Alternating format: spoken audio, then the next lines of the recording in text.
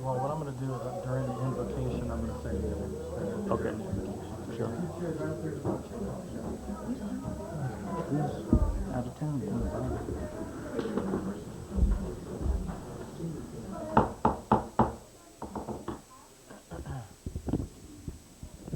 I'd like to call the Newman City Council regular meeting of March 14th, 2000 to order. If you could please stand for the Pledge of Allegiance and remain standing for the invocation.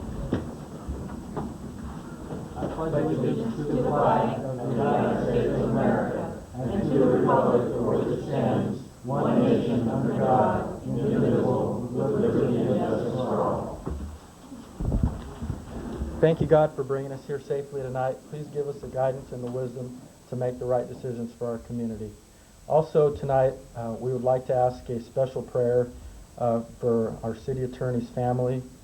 His sister was tragically killed in an accident last week, and so we wish him and his family the best. This we pray, amen. Amen.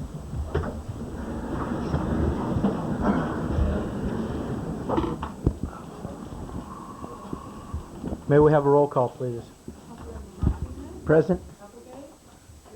Present. Present. Present. Item number 5, these are ceremonial matters. I have a proclamation here tonight, and I will be presenting it in April to a young man named Gibran Chavez. As you may all have heard, he won the Pillsbury Kids Bake Off contest that was held in San Francisco, and he's one of our students here at Von Renner.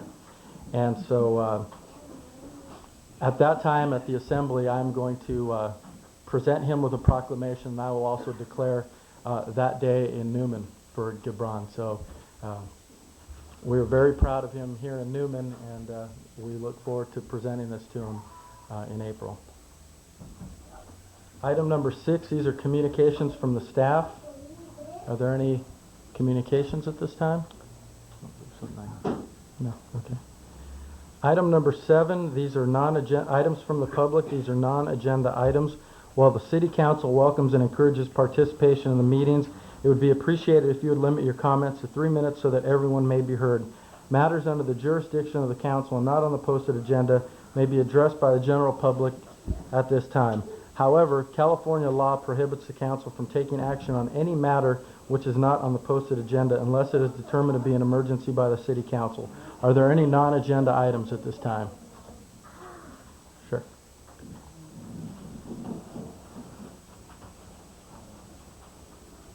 And if you could state your name and address for the record, please.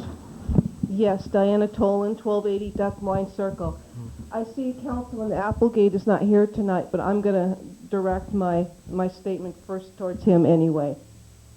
I'm going to read it for the sake of brevity. I wish to address my remarks to Councilman Applegate. Councilman, as you are aware, Mark Weller's shed was ragtagged 4 months ago. In January, this council was asked who specifically filed the complaint against Mr. Weller's shed. At that time, why did you not have the honesty and integrity to publicly come forward with the fact that you are the one who filed the follow-up complaint on Mr. Weller's shed? Obviously, Mr. Weller's shed bothered you enough to file a complaint, and yet for the public record, you chose to remain silent. Moreover, if you were so concerned about illegal sheds in Newman, why didn't you file complaints on the other illegal sheds on Duck Line Circle, or the ones in Lucas Ranch neighborhood where you actually live? Does your stone silence indicate some kind of a hidden agenda on your part? This question needs to be addressed given the fact that the only 2 sheds initially red tagged belonged to parties picketing Forecast Homes at that time. You have been seen in the Forecast Homes office on at least 2 separate occasions for a substantial length of times. If you were not there to buy a home, what then? There is a perception of high irregularity here, and in politics there is a fine line between perception and reality. In other words, that dog don't hunt. Therefore, I demand answers to the following questions. What is your relationship with Forecast Homes? Did you also file a complaint against Mr. Alcantar's shed, who's my neighbor to the left, located at 1282 Duck Line Circle? In any case, your disingenuousness in this matter as a public official is reprehensible. Shame on you, Mr. Applegate. You are a disgrace to your office and to the city of Newman. I'm publicly asking for your resignation from the city council. And now to the mayor. Actually, if you'd like, this is on the agenda, so you could either speak now or you reserve the right. This is on the agenda. If you want to use your 3 minutes now, or you could wait until the thing's actually on the agenda. No, I'll continue now. Yeah, just to keep things flowing, yeah. Okay, now to the mayor. You were the one who gave, I know I'm short, so. You were the one who gave Mr. Weller the approval to build his shed. Since then, you have completely disassociated and detached yourself from this issue. The only things you've had to say so far is, I don't know how I got myself in this, and oh well, what is the worst thing that can happen to me? So Weller sues me for $1,000. But far worse has happened. The city is now divided. The city is now embroiled in an utterly ridiculous garden shed issue, an issue that is a complete waste of time and energy, an issue that has no benefit to this community whatsoever, an issue that has created very angry shed-owning constituents. Just look here at this room. This is the most it's ever been filled. I've ever seen it. Shedgate is a severe black mark for the city of Newman. Shedgate represents local government at its worst. To think that Mr. Weller would quietly and blindly accept selective enforcement on the shed reflects total gall and utmost arrogance on the part of the city, especially given the fact that the city of Newman has a precedent of granting building permits for illegal sheds, including the grantee of one to a person who is now a member of the Planning Commission. I guess as the old cliche goes, it pays to have friends in high places. Furthermore, a high-level city official, i.e. the mayor, gave Mr. Weller approval to build the shed. I demand that the mayor take responsibility for his part in this sordid, shameful, and stupid affair by publicly apologizing to Mr. Weller. You've never come clean on this issue. After all these months, Mr. Mayor, it is now time. Lastly, members of the City Council, put an end to this garden shed nonsense. You created this problem, this fiasco, this mess, now fix it.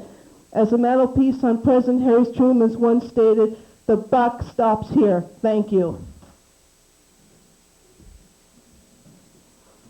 Are there any other comments? Mr. Maya, I'll wait. Okay. I just want to say I'll wait. okay, if it's on the storage issue, shed issue, I would encourage people to wait until we discuss that item because we should consider all of that together, and we won't be considering that item yet in the agenda. I appreciate your comments and wanting to talk, and everybody will be given that chance at that time. Thank you. Are there any other non-agenda items? Okay, these are items from the public. These are agenda items. Any member of the audience desiring to address the council on a matter on the agenda, please raise your hand or step to the podium at the time the item is announced by the mayor.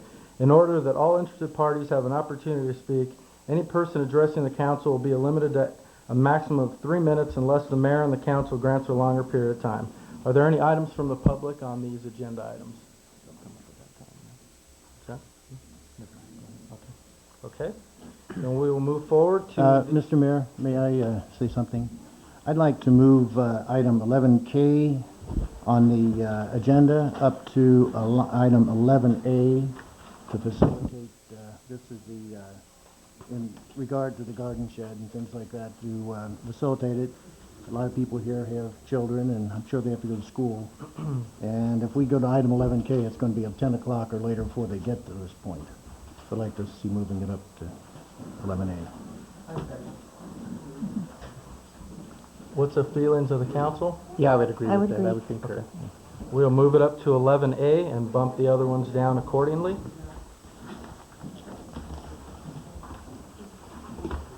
Item number 8, this is the consent calendar. Item number 8, this is the consent calendar. Item A, approval of warrants. Item B, approval of minutes of the February 28th special meeting and February 28th regular meeting. Adopt resolution number 2000 next to number rejecting a claim. Item D, adopt resolution number 2000 also rejecting a claim. Item E, adopt resolution number 2000 next to number, a resolution supplementing resolution 99-54 regarding annexation referral to the Stanislaus County LAFCO for Lucas Ranch 2. adopt resolution number 2000 next to number, supplementing resolution 99-55 known as Stevens Ranch annexation. Item G, adopt resolution number 2000 next to number, receiving and accepting the financial statements and audit for the fiscal year ending June 30, 1999.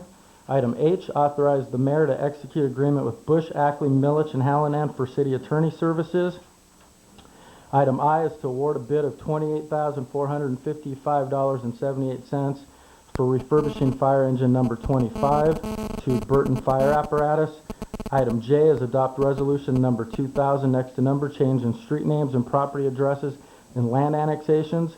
Item K, authorize city manager to sign asphalt concrete overlay agreement with the county of Stanislaus. Item L, authorize city manager to work with Jim Silvera and Gary Mull on an informal basis for flood issues in the future. Item M is authorize city manager to execute agreement with the Newman Youth Baseball Organization. That's okay. I've been informed that we will pull item M. Are there any other consent calendar items that wish to be pulled at this time? No? So if we get some direction on all of the consent calendar items except item M. I make a motion, we accept the consent calendar with the exception of item M. Second that motion. We have a motion and a second. All those in favor state by saying aye. Aye. Opposed? Motion passes 4-0 with one absent. Item number M, Cleve. Just quickly, the Recreation Commission reviewed this agreement on Thursday night, so I wasn't able to get these in your agenda, but you have some recommended additions or amendments to that agreement prior to it being approved. I have covered these with the president of the Youth Baseball Organization. I'll read through these quickly just so everyone knows what they are. Number one is that a Recreation Commissioner will attend each meeting. In the agreement addressed that they would actually be appointed to the board. The commission felt that rather than be appointed to the board, they wanted to just be present at each meeting. They'll have a schedule to do that.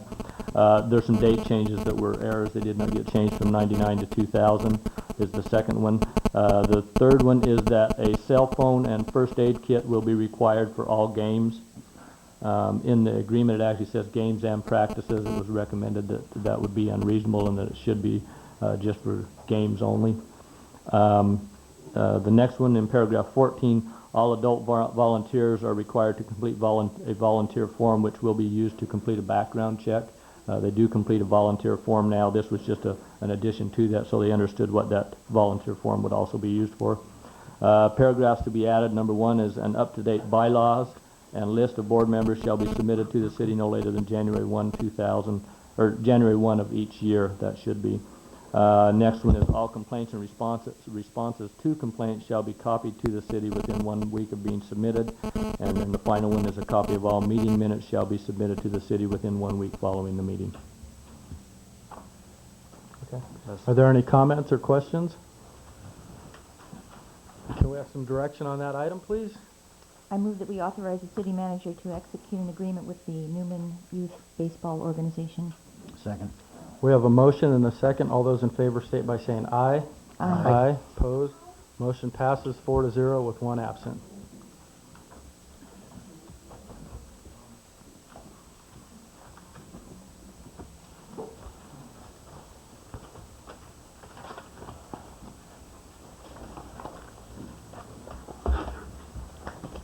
Okay, item 9A, these are public hearings.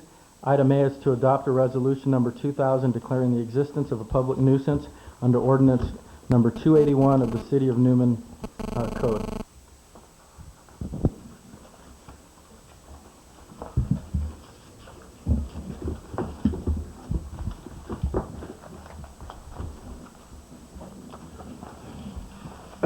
Yes, good evening.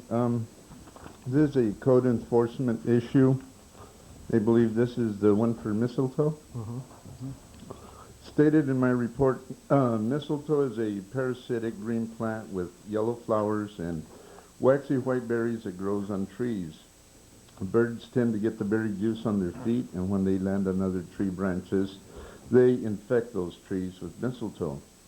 Mistletoe cannot be completely eradicated, but cutting and pruning the trees that are infested with it, thereby you can control it.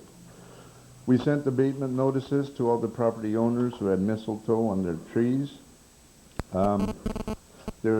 Just prior to the meeting, I handed out a list of the property owners that did not comply with the notice to abate. So, staff is recommending that council declare the list of properties with mistletoe to constitute a public nuisance and direct abatement by the provisions set forth in ordinance number 95-4. And this public hearing is for the property owners to have an opportunity to protest. Okay. This is a public hearing, so at this time I will open up the public hearing for comment. Are there any comments on this matter? Seeing none, I will close the public hearing and bring it back to council for discussion or comment and direction.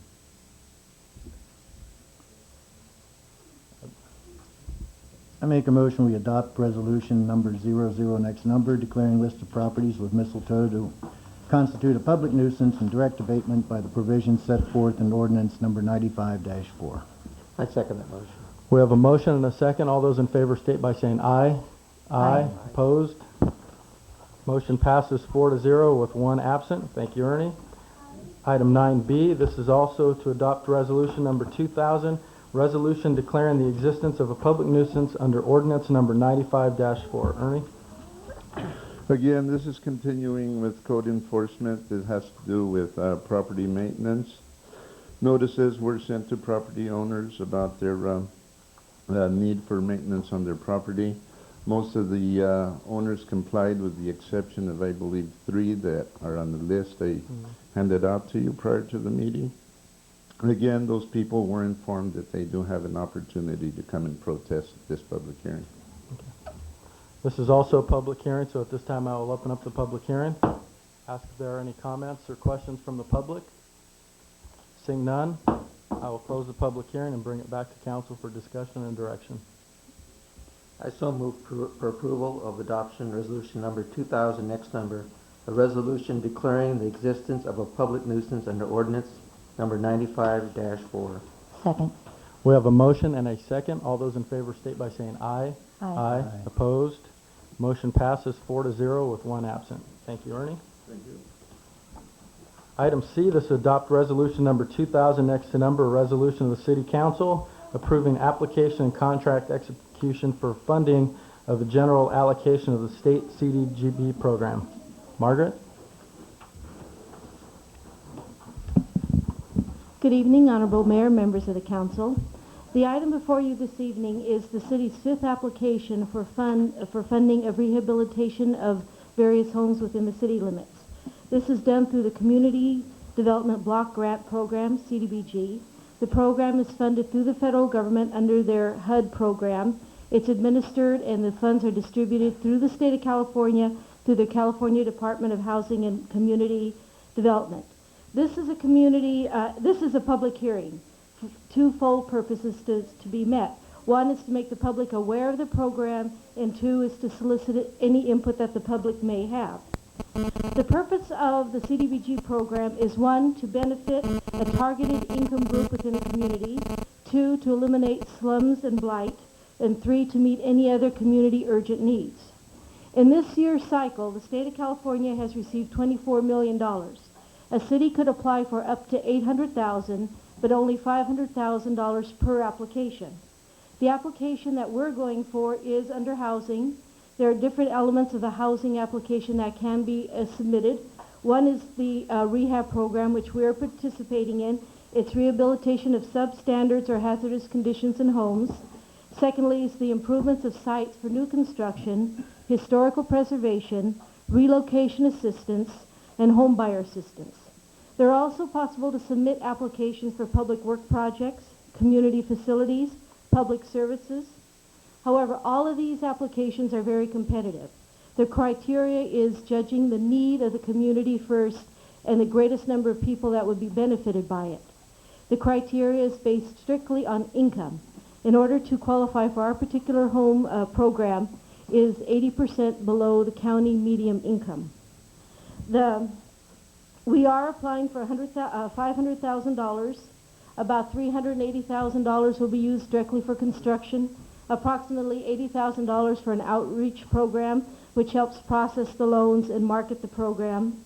In addition, and there will also be $37,000 for general administration. In addition, there's $65,000 allotted from other sources. The city is contributing $50,000 for a match program. It's contributing $11,000 of staff time and in-kind service, as well as funding the audit, which is necessary because this is federal funds. A separate audit does need to be made. The program will be available to homeowners who meet the income requirement and also to owner investors. However, there will be rent limitations for the owner investor program, and the program is monitored through the course of the loan. So whatever criteria was established at the time that the applicant was approved for the loan, their income requirement, maintaining the insurance and other requirement that will go along with the program needs to be maintained during the course of the loan. Basically, this is not just this is a difficult program initially to get started. Individuals do need to contact City Hall or Self-Help Enterprises. This is a firm who's put the application actually together for us and has in the past administered the programs for us.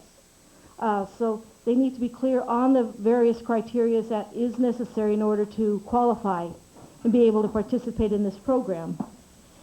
This really concludes the formal presentation of the program.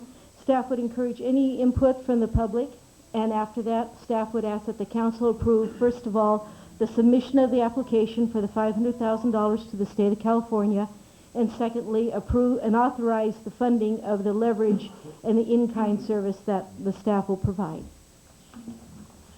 And then after that, we will adjourn to the redevelopment agency and do the same thing. That's correct. Okay. All right. This is also a public hearing, so at this time I will open up the public hearing. Ask if there are any comments or questions from the public on this. Seeing none, I will close the public hearing and bring it back to the council for discussion and direction. Any comments? One thing I just want to point out is for the public who may not be aware of this program, up to this point now, we have there have been 42 units in town that have participated in this program, and so there's a list of another 16 more people. So we hope to continue to make improvements in the housing in the city. So, are there any other comments or questions? Reading through the application, it appears some sweat equity is also involved in the process. Is that correct? Will that be correct for the 16 that we're looking at for Newman? That's correct. It's a minor, actually, yeah, like $2,400 is all that's being put in the application. Mm-hmm. Self-Help is very keen on sweat equity because their major program is to assist folks in building their homes. But they also do the administration for this type of project as well. So theoretically, they wouldn't actually have to come up with any money at all if they put enough time into it to... I wouldn't say that, no. No, this is just in order to present the application, the leverage is showing what the community puts, and they're showing that of the 1450 units that this should be able to fund. There will be approximately $2,000 worth of sweat equity done in the entire project. So it could just be one case where a person could come and say, well, if you don't charge me for this job, I am a carpenter, I can do this. Self-Help may say, yes, this would qualify. But it isn't something we could say blanketly that, yes, if you put in your labor, you can get credit for it. Does not mean that in this program. It does in other programs that Self-Help administers. Okay. Thank you, Margaret. Any other comments? We have some direction, please. I'll move approval of resolution number 2000, next number. And for clarification, I'll read the entire resolution title. A resolution of the Council of the City of Newman approving an application and contract execution for funding from the general allocation of the state CDBG program, selection of a target area for housing rehabilitation, committing local leverage, and authorizing the city manager to sign contract documents and any amendments thereto with the state of California for the purposes of this grant.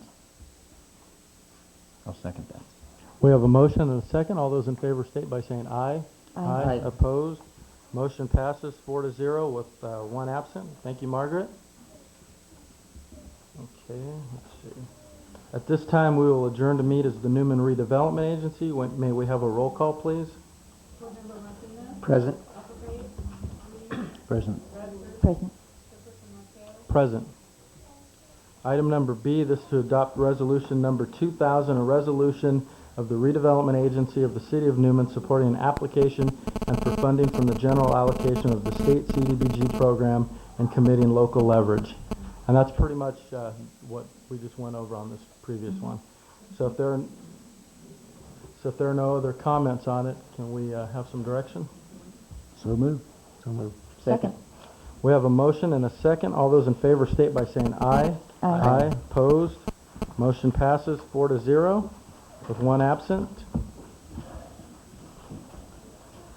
At this time, we will adjourn to meet, return to the regular session. Regular business, we will, as stated before, we will amend item 11K to become 11A, and we will move the items down accordingly. Let's see.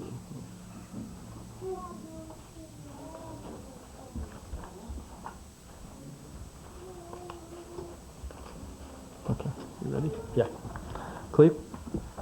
Thank you, Mayor and Council. I'm going to make a, hopefully not too lengthy of a report on this, and then we can open up to comments from the council and from the public as they may desire to do so. I will also mention that for the council's sake and also for those who have received my report prior to this meeting, there is some additional information that I will add and some options that I will present to the council tonight to consider based on this somewhat moving target that we've been considering over the last several months. As the council knows, this began with a report, as you know from the letter that was read to us earlier in the meeting, over a storage shed that was reported as a complaint. I want to clarify right from the beginning because this issue was brought up in the beginning, that the initial report that generated a red tag did come from our building department, not from a complaint. However, a complaint did come through after the initial red tag was issued. This issue has, I agree somewhat with the person who spoke earlier, it has become more of an issue than I think any of us wanted it to. As I've met with the owners of the shed, I've done on quite a few occasions now and talked to them and tried to find ways to resolve this and figure out what is the best way to come to a conclusion on this. I will state that the city of Newman over the last several years has done some things that have been very good in terms of code enforcement to clean up the city, and I will admit I've been in many cities up and down the valley, and one of the things that attracted me to Newman when I came here was the fact that it is a clean city. Nice wide streets, clean yards, and homes are taken care of, and things look good here. This policy that we are discussing tonight regarding zoning is one that was established back in 1991, that is the culprit, if you will, that has brought us to where we are today in this meeting. This policy, I believe, has some good aspects to it that allow us to keep our neighborhoods, keep our homes, and keep the city of Newman looking good, keeping it clean and avoiding clutter and some of the other things that can creep into other cities. And I think that is a good policy that was established. As I've written in my report, it addresses safety issues, aesthetics issues, and the main thing too is long-range planning. If we go write a policy at one time and then 2 years later change that policy, do we ever really accomplish anything? Do we ever get any consistency in the way our city looks and other things that we have? Now, with that said, in my report, you have a copy of approximately, well, you can look at the number, over 150 violations that were, or complaints that were given to the city. Of those, there is a report from the building department that has reviewed those.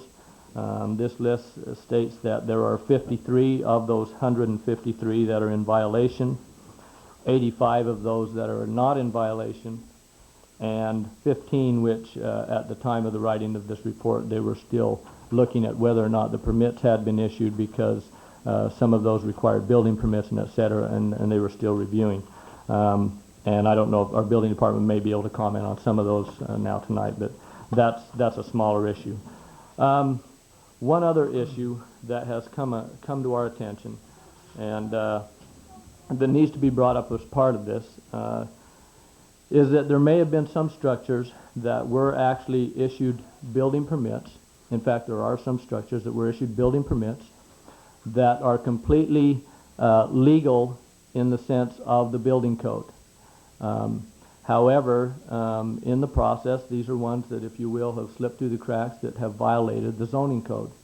Out of fairness to those owners, they did everything they were supposed to. They came to the building department, they obtained a permit, they brought a drawing to show what they were doing, and those structures were built in compliance with the building code. They were inspected by the building department and were completed.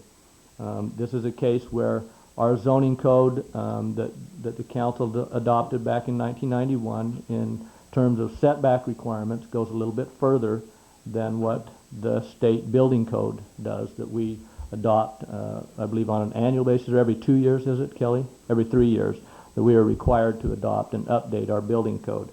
There's nothing wrong with that. There's nothing to say that we can't be more strict with our local codes, if we desire to do so, than what the building codes are, the state building codes. And that's something that this council has chosen to, and something that many cities do. So we're not out of the ordinary in deciding to be more strict on some issues than what the state uniform building code has. With that presented, I would like to go over some options that I feel the council can consider and should consider as part of this presentation tonight. Number one, and this is part of what is not in your report due to other information, et cetera, that has come to me. The first option would be to go along with what is in my report, which is to continue to, and these are in no order of importance, but to continue to enforce the ordinance as it is written, to look at those buildings which are currently in violation, require those to be brought in compliance with the city zoning code. That is your first option. A second option would be to direct this issue back to the Planning Commission to review and consider changing the ordinance in a manner that would change the zoning code and allow these sheds to be built, if you will, sheds and other structures, in a manner that they would, essentially the current shed that we are discussing here would be legally okay to be there, okay? And that would fall for also most of these other 53 sheds that we found in violation if we change the zoning code. And essentially what we would be doing to make that comply would be, we would say these sheds could be within 1 foot of the side yard rather than 5 feet, which our current code stipulates. Okay, that is option 2, and I'll take questions if there are any after I present these. The third option, which the council could consider, would be to grant, in a sense, an amnesty program, if you will, which would state that as of this date, adopted by the city council, all buildings that are currently, all of these structures that are currently in place would be listed as legal non-conforming uses, and as long as they stay as they are, do not change in any manner, they would be allowed to stay and continue forever, as long as we don't change them. If they tried to add to them or to tear them down, essentially, and move them, then they would have to comply with the new ordinance. But as they currently are, they could stay as they are. Any new structures that were brought in to be considered would have to comply with the new ordinance, and we would put into place a system to try and enforce these better than we have in the past. And I might just address that issue for a minute. The reason that these have gotten to the point they are is that the city does not have a full-time code enforcement officer who goes out to look at these type of issues. We do not have the funds or the staffing to do that, and therefore the way that we enforce these type of issues is strictly on a complaint that comes into the city. When we receive a complaint, we go out, investigate, and enforce that issue. One of the things I believe that our building department has already done is began an education process to try and let the public know what some of these are, and we'll continue to do that. With that, I will turn it back to the council for their comments, and Mayor, if you'd like to open it up to the public to consider also. Do you have comments before? I was planning on opening it up go to... ahead. Okay, let me go ahead and open it up to the public, see if there are any comments or questions from the public. Is there anybody who would like to come up? Okay.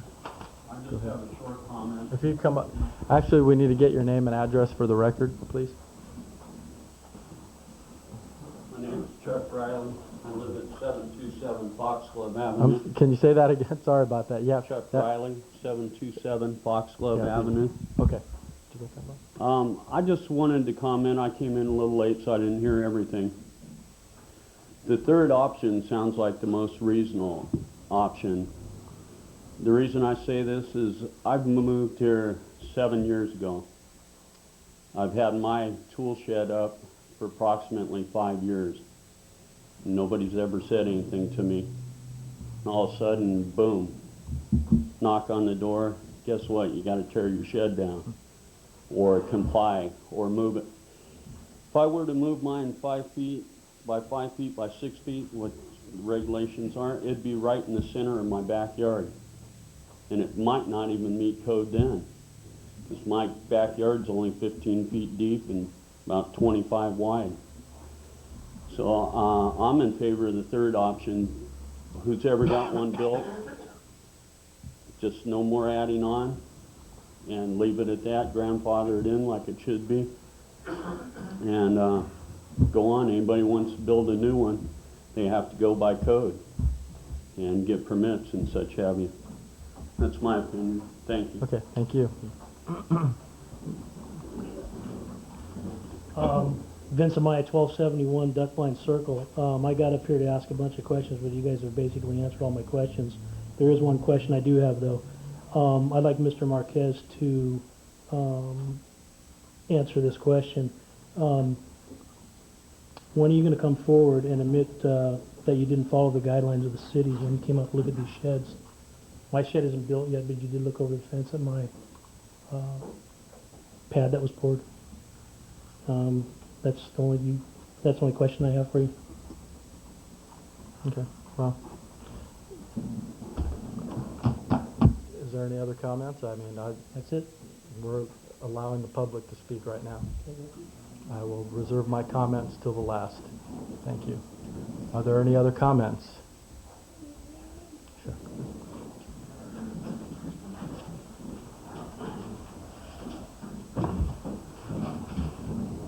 My name is Brenda Durkin. I live at 1348 Barrington Avenue.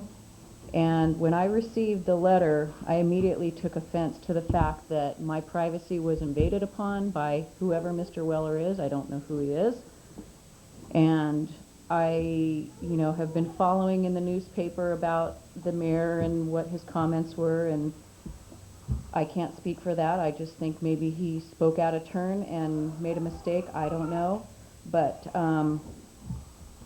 when we moved into our house, the shed was built. It's a portable shed. We're now in violation, and it's been there for years and years. So I also am for the amnesty, and I would wish that people that get caught doing something, just, leave it at yourself and not bring everybody else down to a level that, we're ended up all pissed off at him. And everybody I've talked to is very upset at this guy because he went about it the wrong way. Instead of getting public support, he's the one that turned everybody in. He personally went around and did all the complaints, is what I'm told, by the building code enforcement people. So I just basically wanted to let him know that there's a lot of upset people.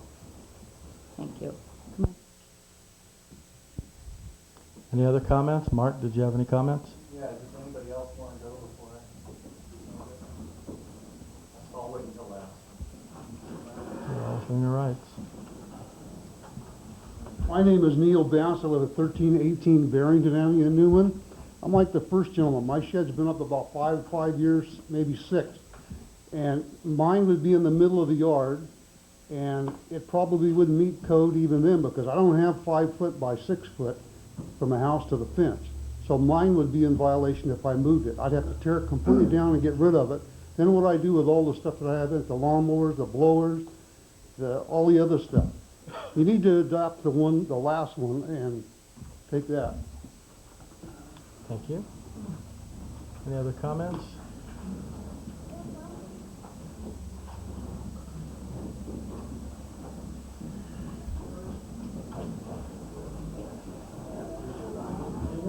Hi, I'm Cindy Gallus, and I live at 2025 T Street.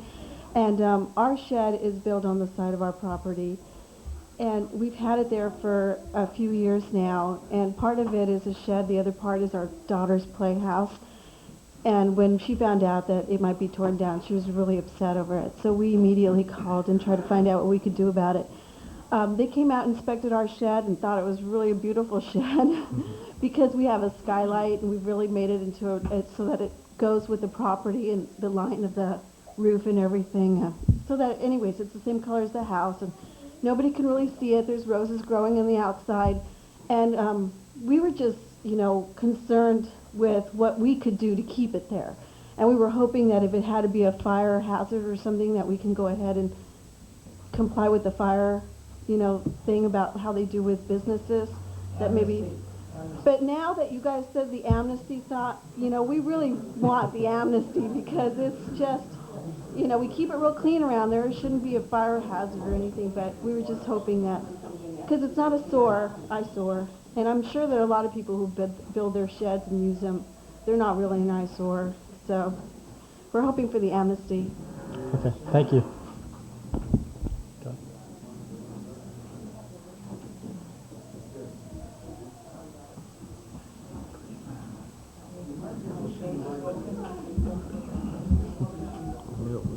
My name is Paul Gallus, and I also live at 2025 T Street, and my shed's alongside the house, just like my wife's, same shed. And when we went about building, I know better than to build something without a building permit, because I got in trouble for that when I sold the house a while back. So I went about doing everything correct, and I called the building department and told them about my shed and described it, and because it was under 120 square feet, I was told I didn't need a permit.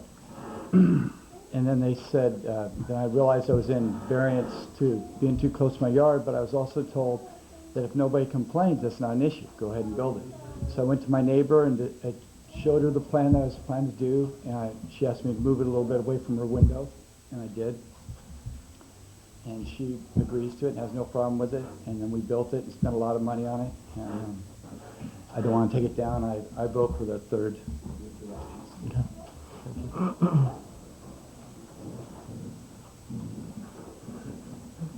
Any other comments?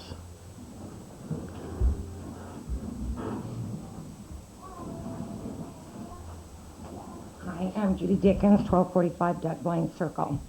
I was stopped during the picketing by Mrs. Willard, and she asked if I had been red tagged on my shed, and I told her no at the time. And then she told me that she was going to contact the mayor. They were already it was already under construction. When the mayor saw the shed, it was almost completed. And then they were red tagged again. I've already spent $300 this last week to move my shed because I received a notice. So with the notice, the person's name at the bottom, I went and talked to that person, which was Ron. He came out to my house. He told me where I could put the shed, where it would be legal, and all of that. And I vote for number 1. I think the ordinance ought to stand, except for there should be an option number 4. And that's for the people with the playhouse and the people whose sheds have been up for more than a year and a half. Thank you. Any other comments?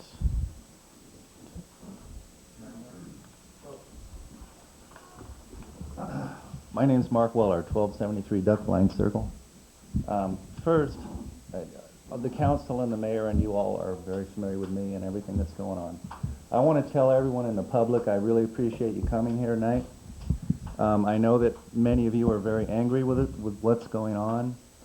I just want to say briefly that you being here tonight, standing up for your rights and saying what you believe in it was my intent.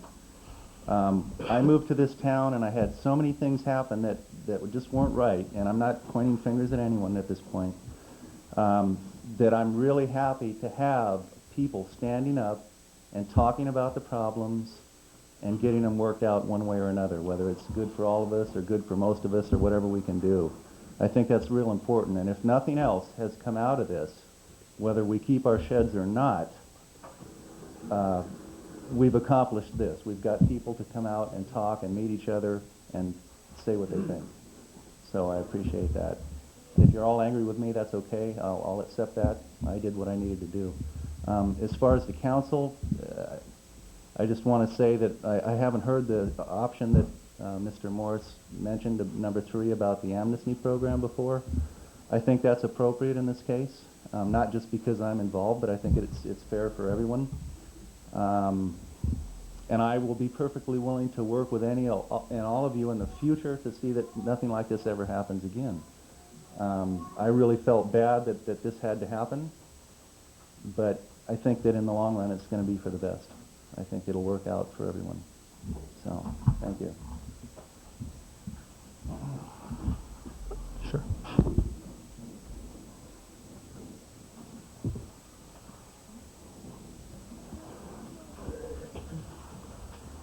My name is Ramon Ornelas. I live on 1366 Lupine Street.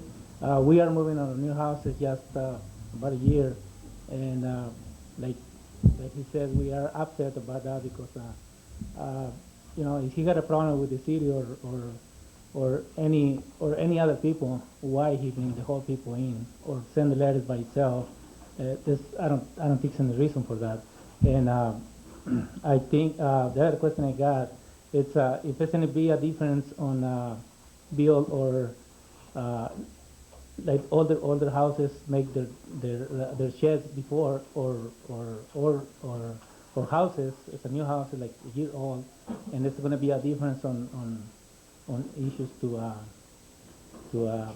make the new sheds on our houses. And I think the option number 2 is going to be good for us to take that way. Thank you. Any other comments? Okay. My name is Denise Kroom. I live at 1305 Blue Teal Way. I too was tagged on Friday. I'm not here to attack City Hall. City Hall didn't do it. Mr. Weller did. Thank you. I was tagged. My next door neighbor was not. But I'm not going to call and tell you guys to go tag my next door neighbor because, I mean, after all, hey, I got to take mine down. He's got to take his down, right? Isn't that fair game, right? We rat on our friends. Well, I really like my neighbors, and I really love this town. And unfortunately, we don't have the option of just moving our shed because our yard isn't big enough to accommodate it according to the ordinance. I got a note from Mr. Weller that said that City Hall got us into this mess, and we need to go do something about the mess that City Hall has started, and City Hall didn't start it. Okay. Tom Applegate didn't start it. No. And even if Tom Applegate did personally bring to the city's attention it is still not Tom Applegate that broke the ordinance. We did. Okay? I don't know who you are, because I did walk in a couple of minutes late. Excuse me, if you can please not interrupt the speaker, please. But personally, we all have to follow the rules. I mean, isn't that what we grow up to learn? You follow the rules. You teach your children to follow the rules. And if the rules say that it doesn't fit, it's not in compliance, then I can accept that, and it's down, it's gone. It's an expense for us, but what's done is done. We made the decision to buy the shed and put it up, and if we have to take it down, we do. But we just, I wouldn't want to live across the street from your shed. I'm sure you worked very hard at it, but it is uglier than sin.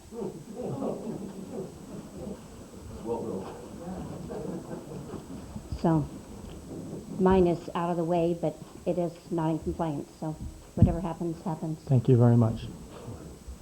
Are there any other comments? Hey, Kelly, hang on a sec. Did you want to make a comment? Yeah, come on. I would like That's to all make a comment as Kelly okay. Hislop from 732 Real Avenue. Okay. Not as the building inspector today. But in listening to this, I think that the council should consider maybe a couple of things here. Is that one, they've listened to people come and say that I could put my shed in my backyard if I had to comply with those setbacks. And so maybe there's two ways of looking at this. If you consider amnesty, and if you also consider sending this back to the Planning Commission to reduce some of the setbacks, because as someone who goes in lots of people's backyards, we have a lot of small backyards in this community. And just as a suggestion. Are there any other comments?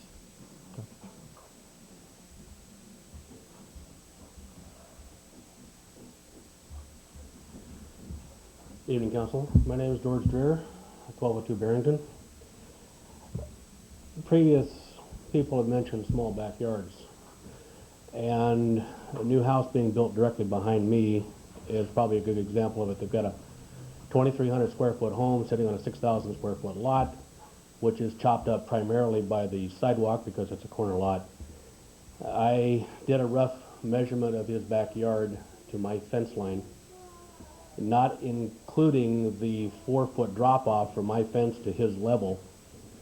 If he put a setback of 5 feet, his shed would be about 4 feet from his house, because it's about 16 feet total to from his back door to his fence line. And when you take into consideration the slope of the property, he's got no room for anything. And that's probably part of the problem here with an ordinance that requires a specific size or distance between property line and size of building. I too have been red tagged on my daughter's playhouse. I'm not exactly sure where I could put it at this point, because my property isn't that big either. Maybe that's the option that we actually should be looking at, is when you're starting to put mega-sized homes on very, very small lots, as they're starting to do these days, what can people do? They have to have a place to put their garden tools someplace. Garages don't always exist because they're usually full of storage facilities for something else, including cars. I have a 3-car garage and I can get 1 car in it. I come from an area up northwest where we had basements. I had a 1-car garage and I had a full-size basement of almost 1,200 square feet. And that was my storage, was my basement. But here, you got a 2,000 square foot home and it's all above ground. And you've got no real place. My lawnmower sits out in the open because I don't have a shed for it. And that's maybe something that the council and the planning commission needs to consider, is the size of the lot relative to the ordinance for garden sheds and possibly playhouses. Bigger buildings such as an external garage or a shop requires a different look because of the size and the nature, but most garden sheds aren't that big. Thank you. Thank you. Any other comments? You spoke already. Go. Les Atwood, 1166 Stone Glen Drive. I just wonder how he got all the information from people's sheds and stuff. I got a letter, I threw it away because I didn't think it was serious, because I had a shed put up, my Tough Shed, and I did all the measuring, and everything I thought was okay. But now if I get a letter saying that my shed is out of compliance, how did he get that information? He had to go in my backyard? That's trespassing, isn't it? So therefore, I really didn't appreciate the letter, because I was kind of careful to do it, because I was involved in a shed deal in Modesto, which I was building a 10 to 16, totally out of compliance, but I found out what the regulations were, and I had to tear 4 feet of it off. But because the building inspector came by, so I was well aware of 120 square feet does not require a permit, and 5 feet setback all around, so on. I'm well aware, well far enough away from the house. My lot happens to be big enough to support that, so I just wonder where he got all this information, because an eyeball generally doesn't give you figures. You might come close. Thank you. Any other comments? Okay, no more comments? Okay. Seeing none, I will bring it back to the council, see if we have any comments. Are there any comments? I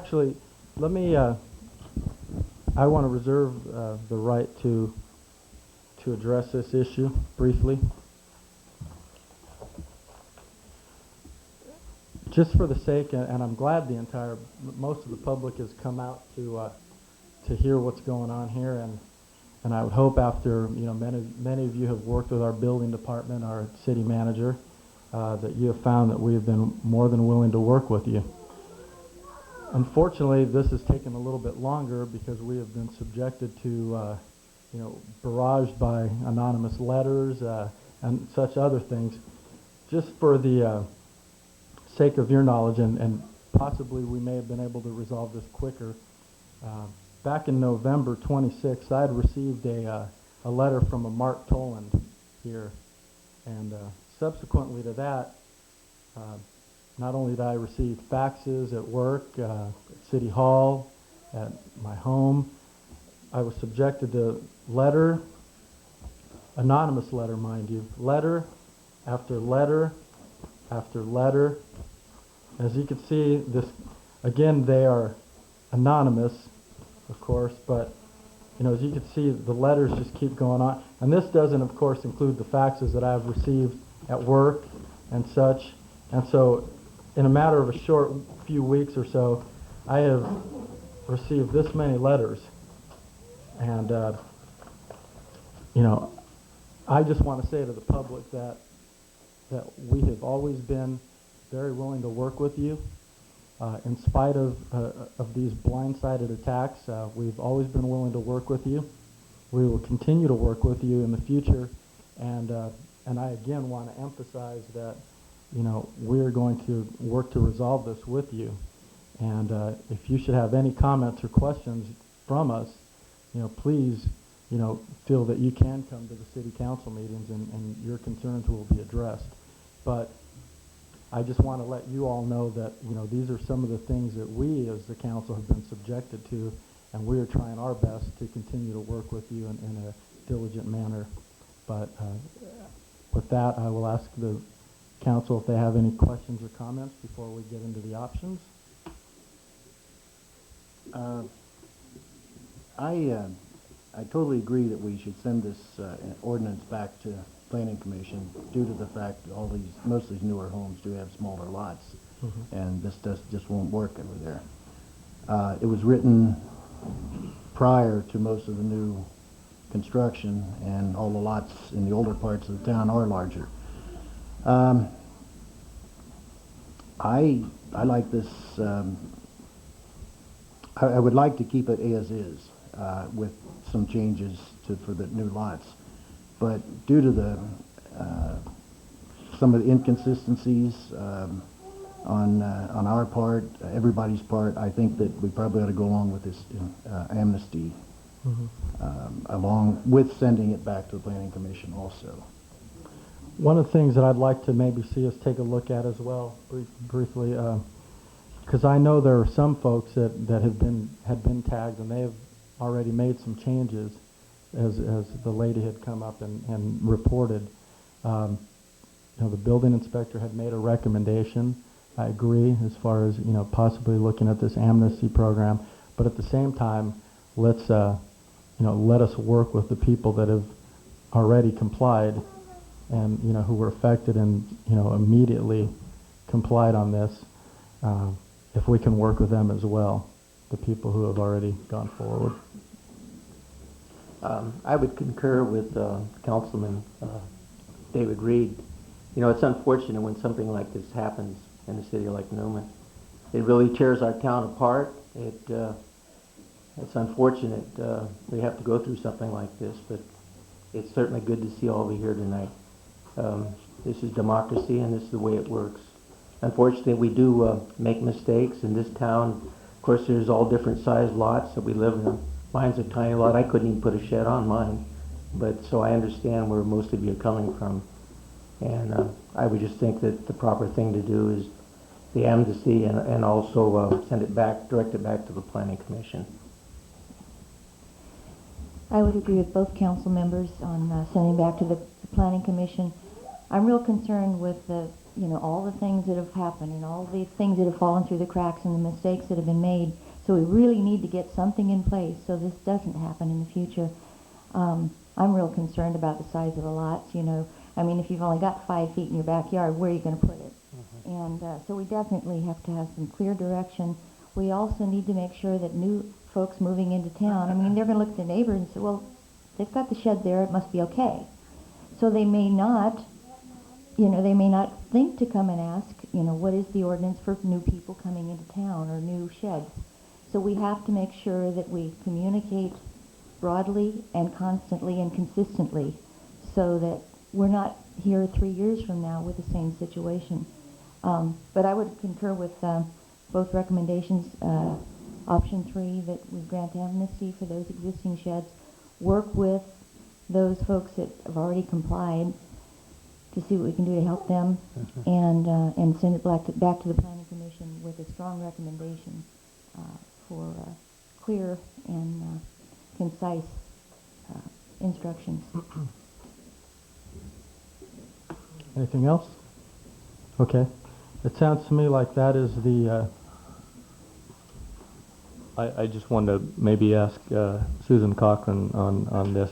Is there anything particular they need to include in the motion that you would recommend to... I apologize for doing this to you, but I did discuss this briefly with you. So. I think that what you'll want to do in order to make this work effectively, especially to address Mayor Pro Tem Radford's concerns, is to make sure that you have people register their sheds that are considered to be legally non-conforming, so that way you have a list, so that way when complaints come in the future and you want to start abatement actions, that it'll be easier for you to be able to make that determination. And you may want to make it so that that amnesty period is for a very brief amount of time to allow them to register, and if they fail to, then they are subject to the abatement, depending on how you may rewrite your ordinance. Kelly, is there a recommendation on the time frame in terms of... No? Whatever you decide. We talked about 30 days. 30 days? Okay. Think that'll work? Sure. Okay. Sure. Come on.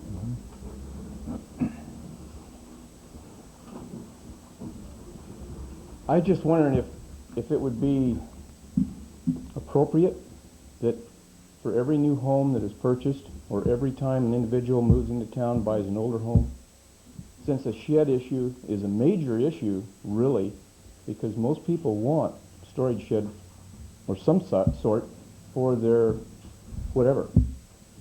And if a sheet is written up specifying the ordinances on the storage shed, what is legal, what requires permit, what doesn't, at the time they purchase the home.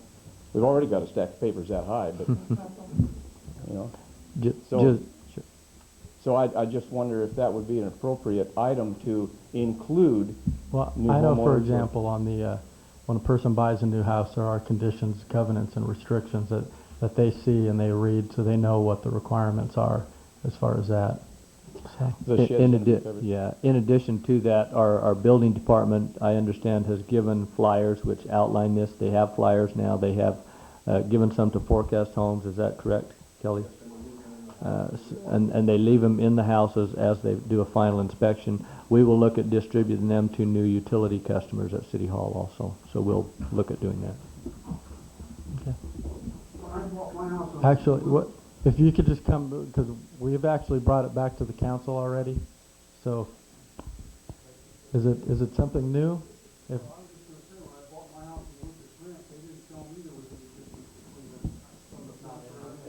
Okay. Sure. Okay. Sure, no. Okay. Okay. Well, it sounds to me like this will be remedied, though, from the building department and City Hall.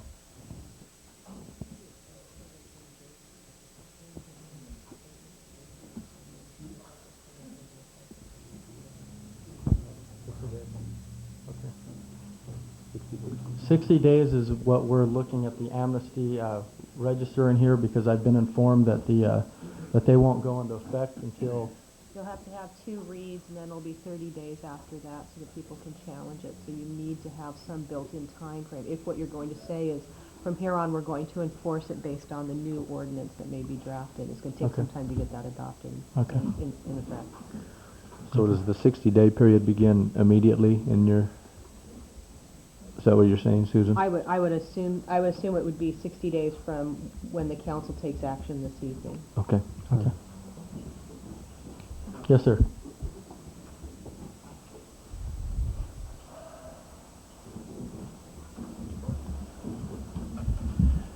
I'm Hardy Reeves at 1553 Corgate. Mhm. I bought this new house 10 years ago, almost 11. And I come to the city hall then for permission to put my driveway in the back, to set my motorhome, and the shed. I don't have nothing on paper, but they give me permission to do so. 10 years, almost 11 years ago. How far back is this going? The ordinance was changed in 1991, so if your shed was constructed prior to 1991, it's probably okay. There could be some cases where they were even in violation of the previous ordinance, but you're probably okay if you were prior to 1991. Well, I come to the hall, the city hall here, Mhm. and they give me permission to cut the fence, put cement in, and I asked about a shed to put the fence, and they said, do it. Okay. I have no papers to prove this. You were probably But less than 120 and I square don't feet. You're probably remember okay. the man's name that gave it. 10 years ago, he was an elderly man, like myself, a little bigger maybe. Mhm. And I don't, if you people is here 10 years ago, you know who I'm talking about.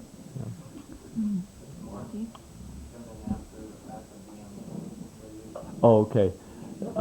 Just for your information, you're probably okay either way. I just understand you came in after the recommendation that council is giving is for an amnesty program to go in place where your existing sheds would be allowed to stay. If you have any questions, though, please talk to our building official, go to our building department, and they can let you know of any concerns and take care of it for you. So.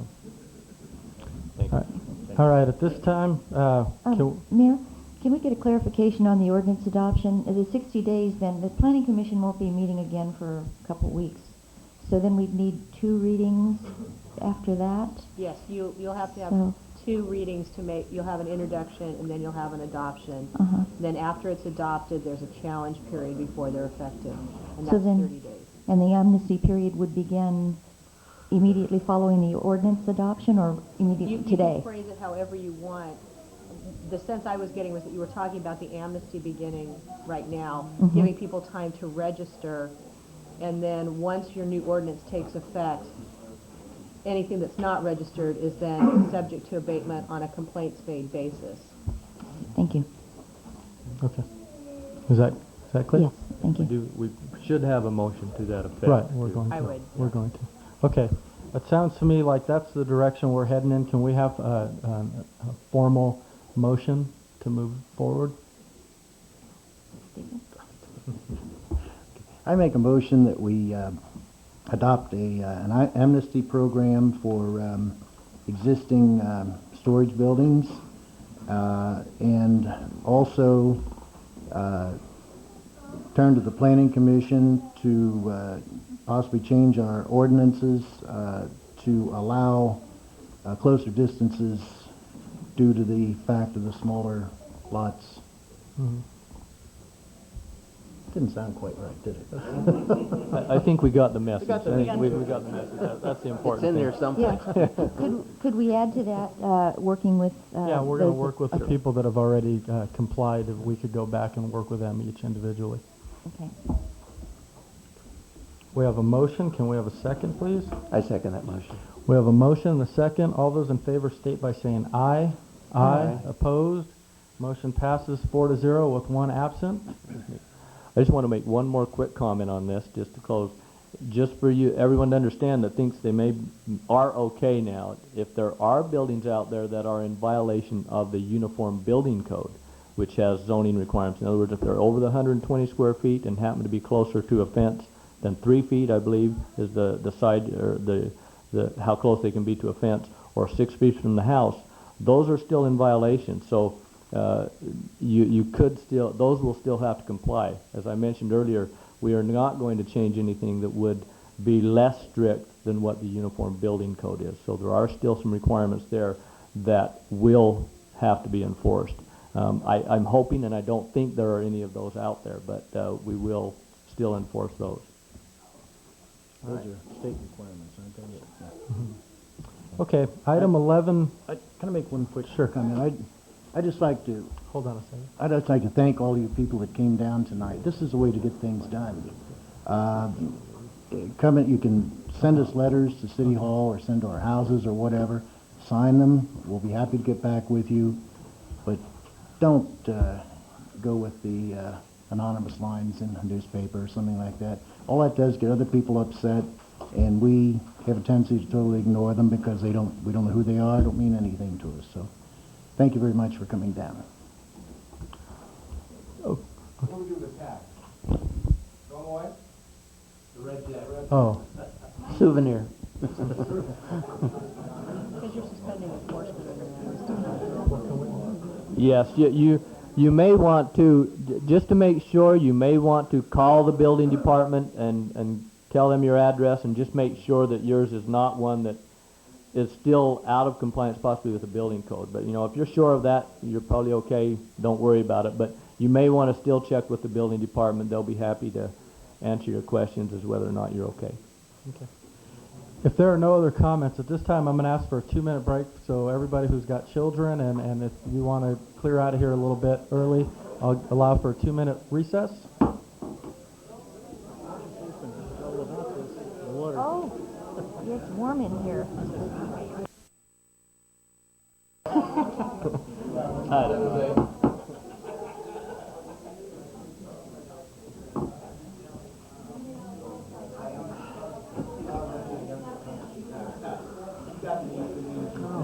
We still got a ton of stuff. Oh, Bob's on. Yeah.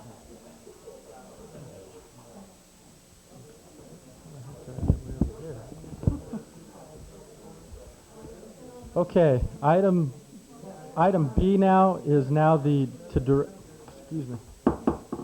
direct the Planning Commission to review proposed sign regulation changes and provide the council with a specific proposal for amendments to city code and city-specific plans as may be required. Bob? Evening. My name is Bob Borchard. I'm the planning director for the city of Newman. And at the last planning commission meeting, the planning commission directed staff to prepare some amending language to our municipal code with respect to pole signs, and they were responding to a request from Garton Tractor who wish to put a pole sign up on their property advertising on Highway 33.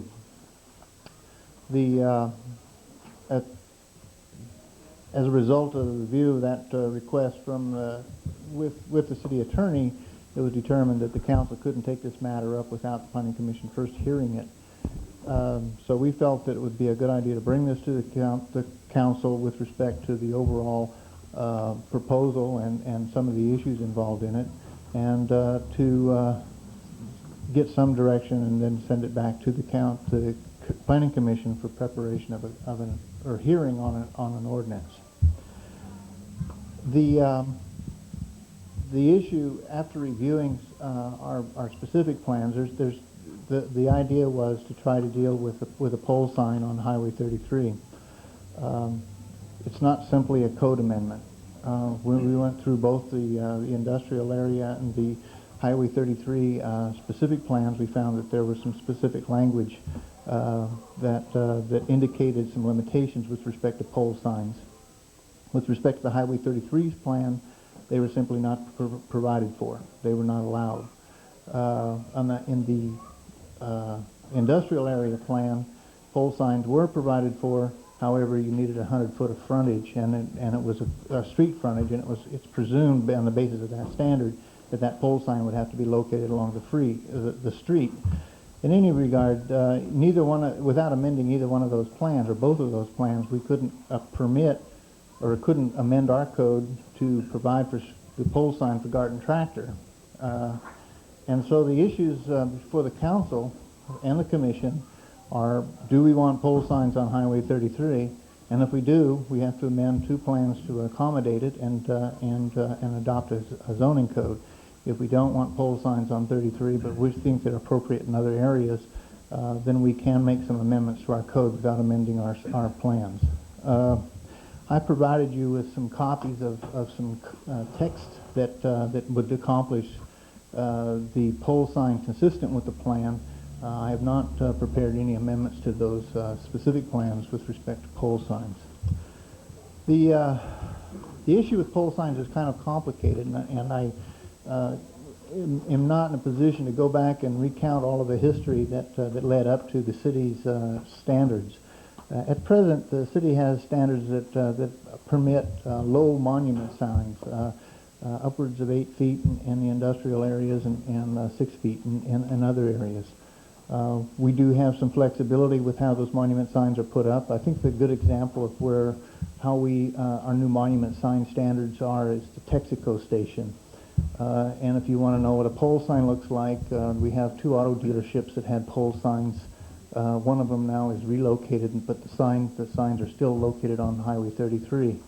But those are signs that are located on top of a pole or have 2 posts holding them up. When we went through the literature, we found that there's a couple of standards or criteria that's generally used by communities for judging the appropriateness of signs. Of course, there's the aesthetic issue, issues of conflicts of signs with street tree programs, conflicts with these pole signs with respect to safety, monumentation, direction signs, highway traffic safety signs. Other issues with respect to the location of the proximity of these signs to each other. They can be like street trees located, within feet of each other, so that they actually start competing with airspace with each other for recognition. The standards that are put in place by APA was based on what the average, and of course the issue is height. How far do we stick these things up in the air? Some communities stick them up 60, 70 feet in the air, but they're also next to elevated freeways where cars are doing in excess of 70 miles an hour. So the idea that you can see the sign from an adequate distance to be noticed and make the appropriate turning movements to get off the freeway and whatnot, that's a consideration. We have a level roadway going through town. Speeds aren't very often in excess of 40 miles an hour, and by that standard, a sign that's 18 to 20 feet in the air is typically what is deemed adequate by the Advertising Association and professionals in the sign business.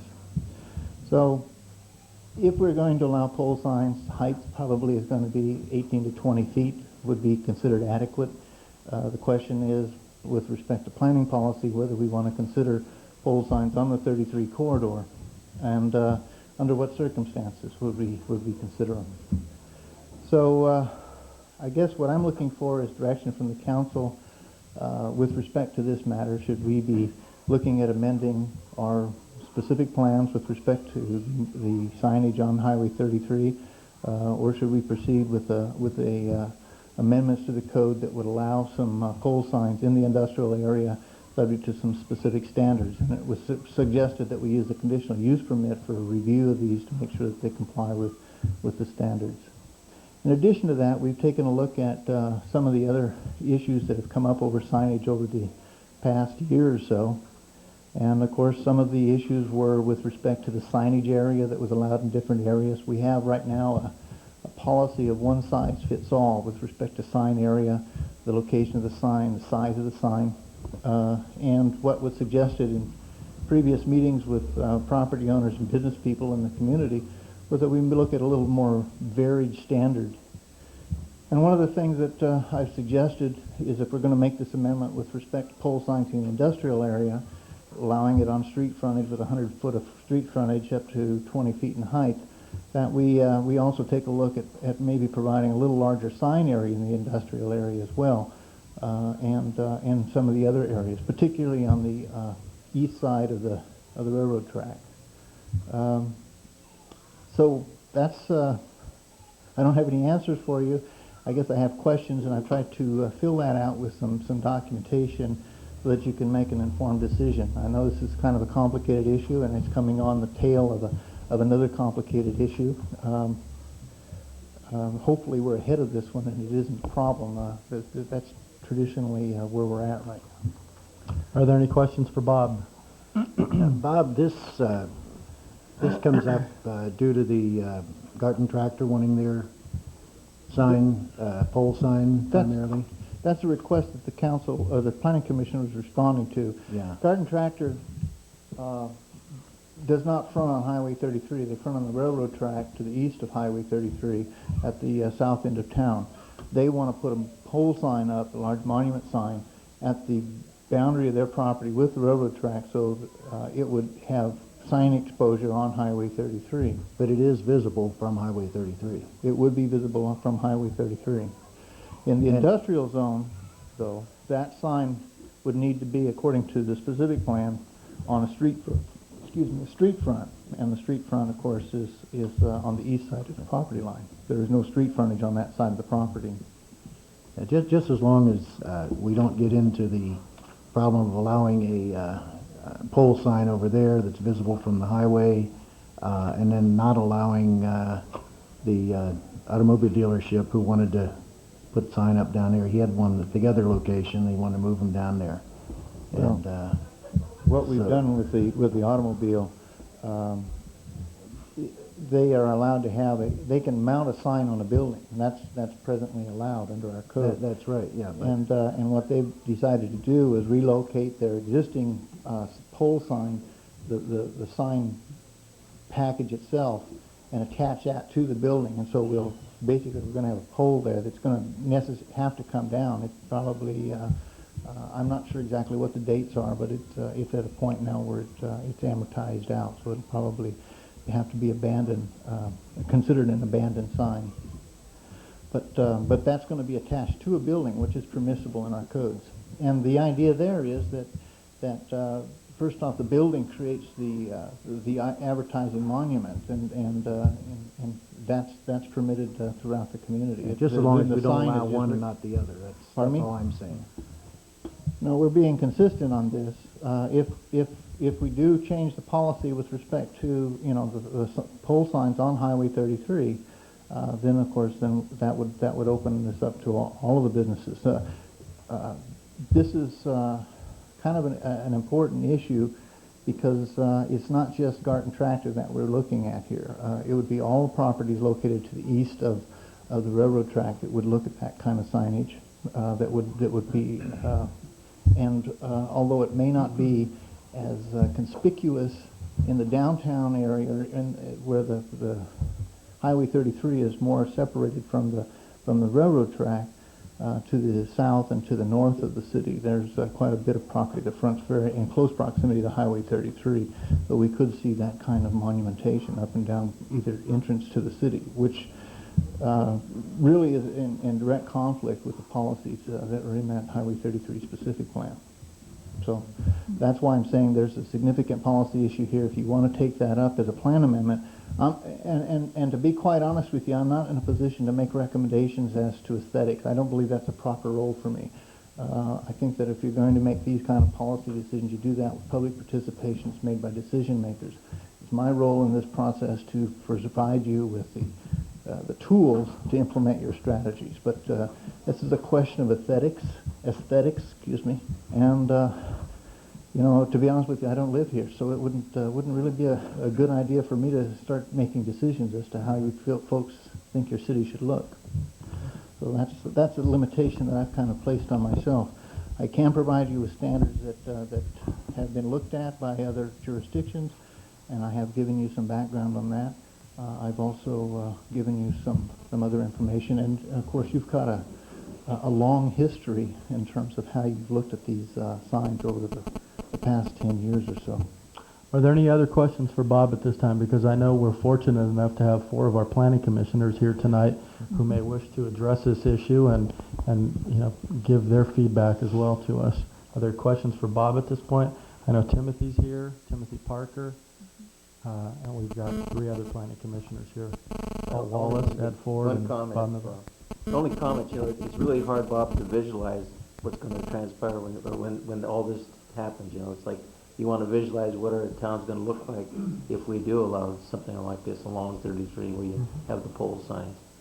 And I think it's hard for me to, you know, to picture what could happen. You know, you of course you want the town to have that nice look. We're trying to create a town here that has the Newman look, or whatever you want to say, and so I don't know, but maybe they can give some information that would help in that area. Okay, yeah, I too am concerned about the aesthetic look and what it means to our town and what the theme will evolve as. But at the same time, I'm concerned that, you know, if we want to attract businesses into town, we have to allow them to advertise. So there's got to be some kind of a mutual agreement that we can all live with. But I'd really like to hear from the Planning Commission on what their ideas are, or perhaps let them go back, consider it more, and bring it before us. But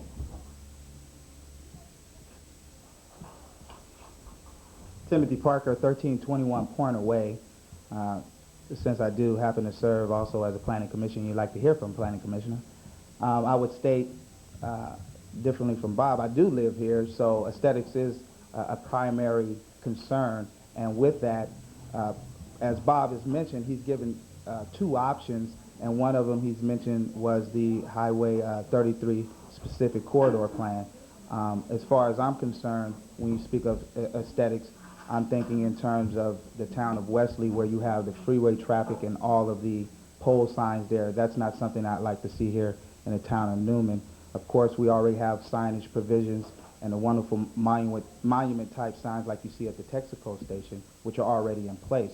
What we're looking at with the tractor business and the industrial area is to give them a little more lineage in terms of advertising their business. We don't want to deter any business, of course, in our industrial area, and that's the idea, is for us to build up our industrial area so that it is attractive. Part of that, and Bob could correct me if I'm wrong, when looking at revising the zoning issue of the plan as far as the signage is concerned, we can place a certain number of restrictions of how that pole signage would look. And as he's already explained, this is to the east of the trackway there, and he is correct in his assessment as you travel northbound from Gustine, the Gustine area, Highway 33, the signage would be more visible on poles.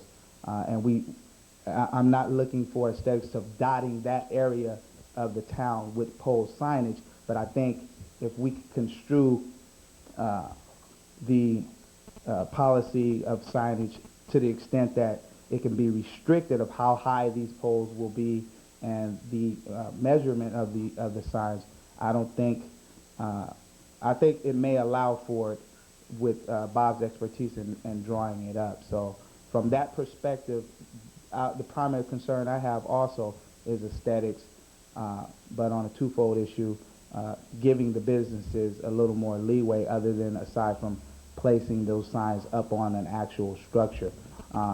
I've had the opportunity to go out to this particular site and to look at it, but in concern with that one particular site, you have to take all the industrial areas into a concern. And so just to address that specific issue of the industrial area, that's where the point lies. As far as the highway specific plan, the corridors concerned, I'm not looking for pole signage along the highway corridor specific plan. So he's addressed those two issues, if I'm correct, with the highway specific corridor plan and then the issue of the industrial area itself. I'm looking more towards the industrial area itself, and that's the direction that he's trying to present towards the council. Okay. Thank you. Any other comments from the council? Paul, did you want to say something?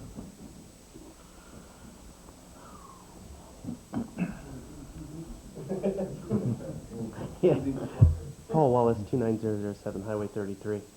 A couple of pieces of background on this too. Mr. Garton's looking for this sign as part of his dealership requirements. He's required to put up either a pole sign or a monument sign to advertise his business. It's part of his qualifying under their graded levels of dealership, and it has monetary incentive to him. And I think that we're going to see that with other businesses that come before the Planning Commission for a conditional use permit. It wouldn't surprise me if the automobile dealerships downtown, right on Highway 33, were faced with a similar sort of thing. And so maybe there's a fairness question that needs to come into it there. The other thing is that as we look at this, I don't know if this is as you guys address, I suppose as you guys address the amendment that comes up or the proposition that comes up, there's a relatively limited number of businesses that get to benefit from this. And there's some plans out there to get some communal signage or something, and I'm a little concerned that Garton Ford is one of the few that will benefit right along Highway 33. By the time you go any further to Spec 5, to the Pallet Works, you won't be able to see a pole sign unless it is 50 or 100 feet up in the air to get over the landscaping and over the shops that are in front of it. And then the other area that will benefit from this would be as we go out Hills Ferry Road, there's some of the industrial park out that way almost to the Trap Club. And so I think that we're kind of losing the whole inside of the specific plan for the industrial area, and maybe this will detract from needing to address their needs. They're going to need to advertise if they're going to move into the middle of the industrial plan too. I'm a little worried that will upset that. Thank you. Thank you. Any other comments? One thing that I did want to say, and this is actually on page, let's see here, page number 2 of Bob's staff, or it's the front page actually.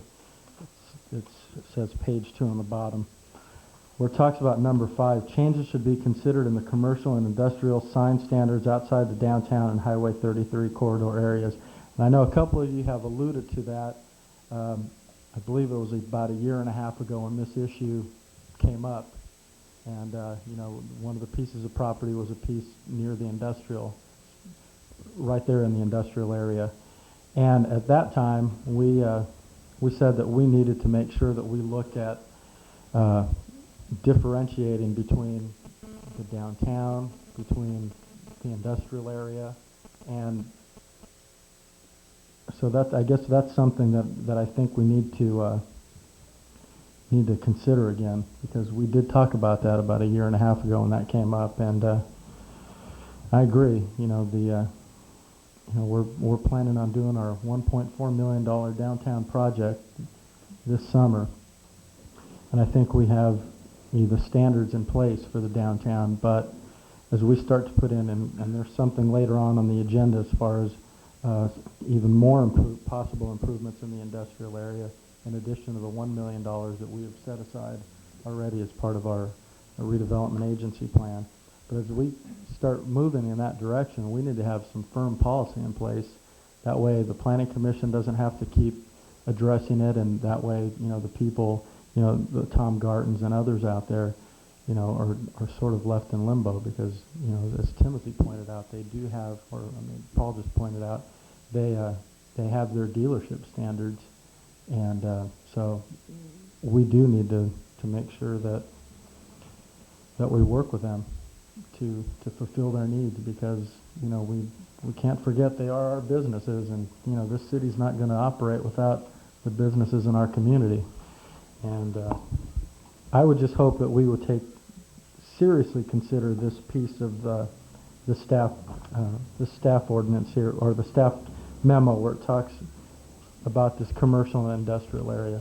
We do need to make sure. The other thing that I do want to point out is the work will start this summer on that Inyo Railroad crossing, and as part of that railroad crossing, we have said all along that we're going to do some type of monument sign or some sort out there that is going to advertise the businesses that are in the industrial area, but I'm not sure if that's going to be enough. What we've looked into, I think, is a directional sign at the intersection of 33 and Inyo, which would give traffic direction to the park area. In addition to that, we've been looking into the placement of a large monument sign as a multi-tenant sign facility to be located at the south end of the industrial park, which would be a city-sponsored industrial project. Mm-hmm. I've gotten some preliminary feedback from sign companies in terms of what a structure like that might look like, and one company is actually going to send a design team down here to talk with the city about that.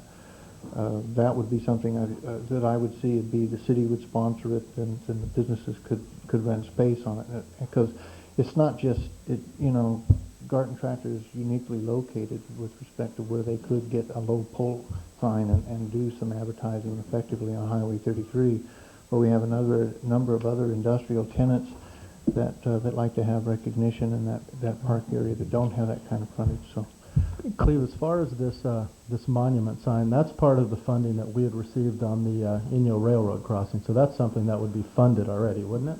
Yeah, actually, when I went back to council and we approved the project, I included that funding as part of it'll probably come out of our RDA funding. We're providing some matching funds with what the state funding is providing for that. So yes, that is part of that project, to put up a monument directional sign, as Mr. Borchard alluded to, at the corner of Inyo and Highway 33. Okay. So, I suppose how do we want to move forward on this? I'd like to see us follow the staff recommendation to direct the Planning Commission to review the proposed sign regulation changes and provide the council with specific proposal for amendments to city code and city-specific plans as may be required. Mm-hmm. Agree. Yes. Okay. Sounds good to me, Bob. Was that Okay. vague enough for you, Bob? clear enough for me. Okay, so with that, we will, do we need formal action on that? Take a motion. Okay. If we could have a formal recommendation on that, please? I move that we direct the Planning Commission to review the proposed sign regulation changes and provide the council with specific proposal for amendments to the city code and city-specific plans, as David just said. I second that. We have a motion and a second. All those in favor state by saying aye. Aye. Aye. Opposed? Motion passes 4-0 with one absent. Thank you for your time and consideration. Thank you. Okay, 11C, this is to approve request from the West Side Auto Club to hold fundraising event with staff attached recommended requirements, and tonight we have John Fanazia here with us. Oh, there's John over there. I'm not quite John, but I'll give John the opportunity to speak in a few minutes. I just kind of like to go through my report with you. I hope you had an opportunity to kind of go through it.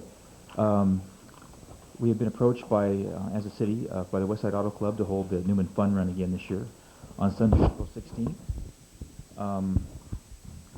As you've gone through the request here, we have a couple that I will speak to in a few minutes, and As far as the recommendations that we are recommended requirements, they are pretty much the same as they were last year. They are well aware of the insurance. I think that's probably one of the bigger issues. As far as the request, again, they're requesting the closure of the downtown area, use of all the public parking lots that we have, the small one down by Foster's, and then the city parking lot across from the West Side Theater.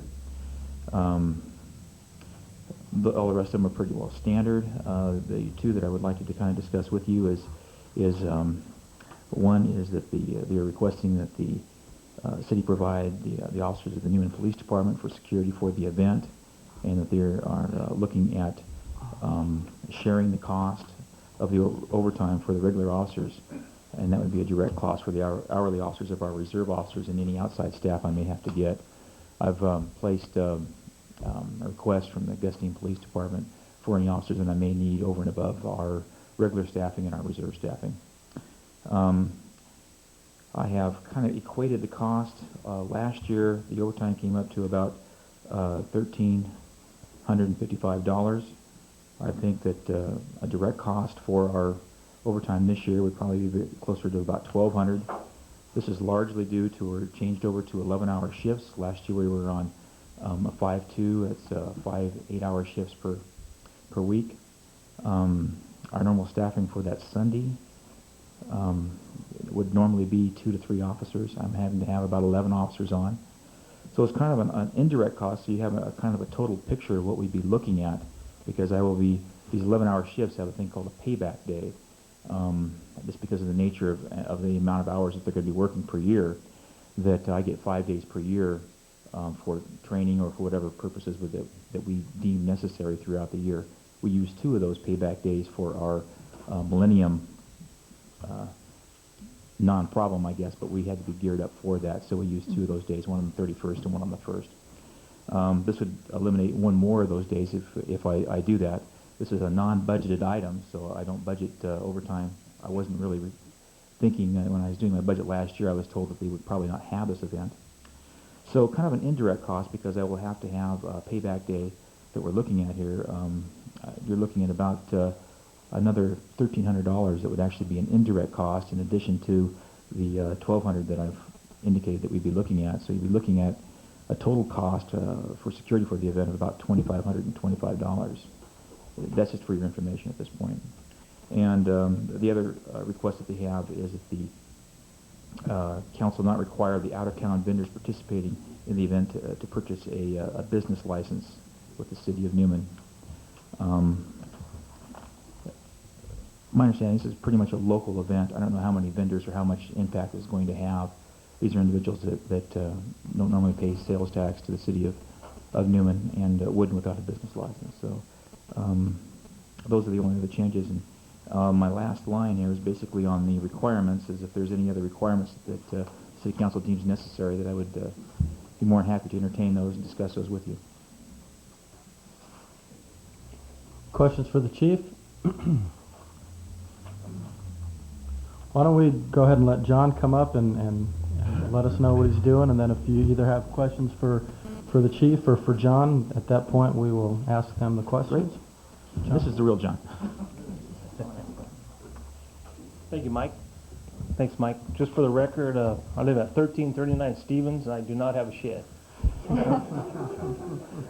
Just a few sidebars on there's more local people involved this year. The Chamber of Commerce is going to do a t-shirt booth.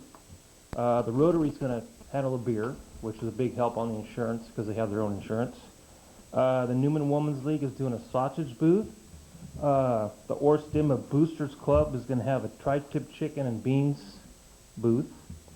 And, there's probably a couple more local groups that are going to get involved with it.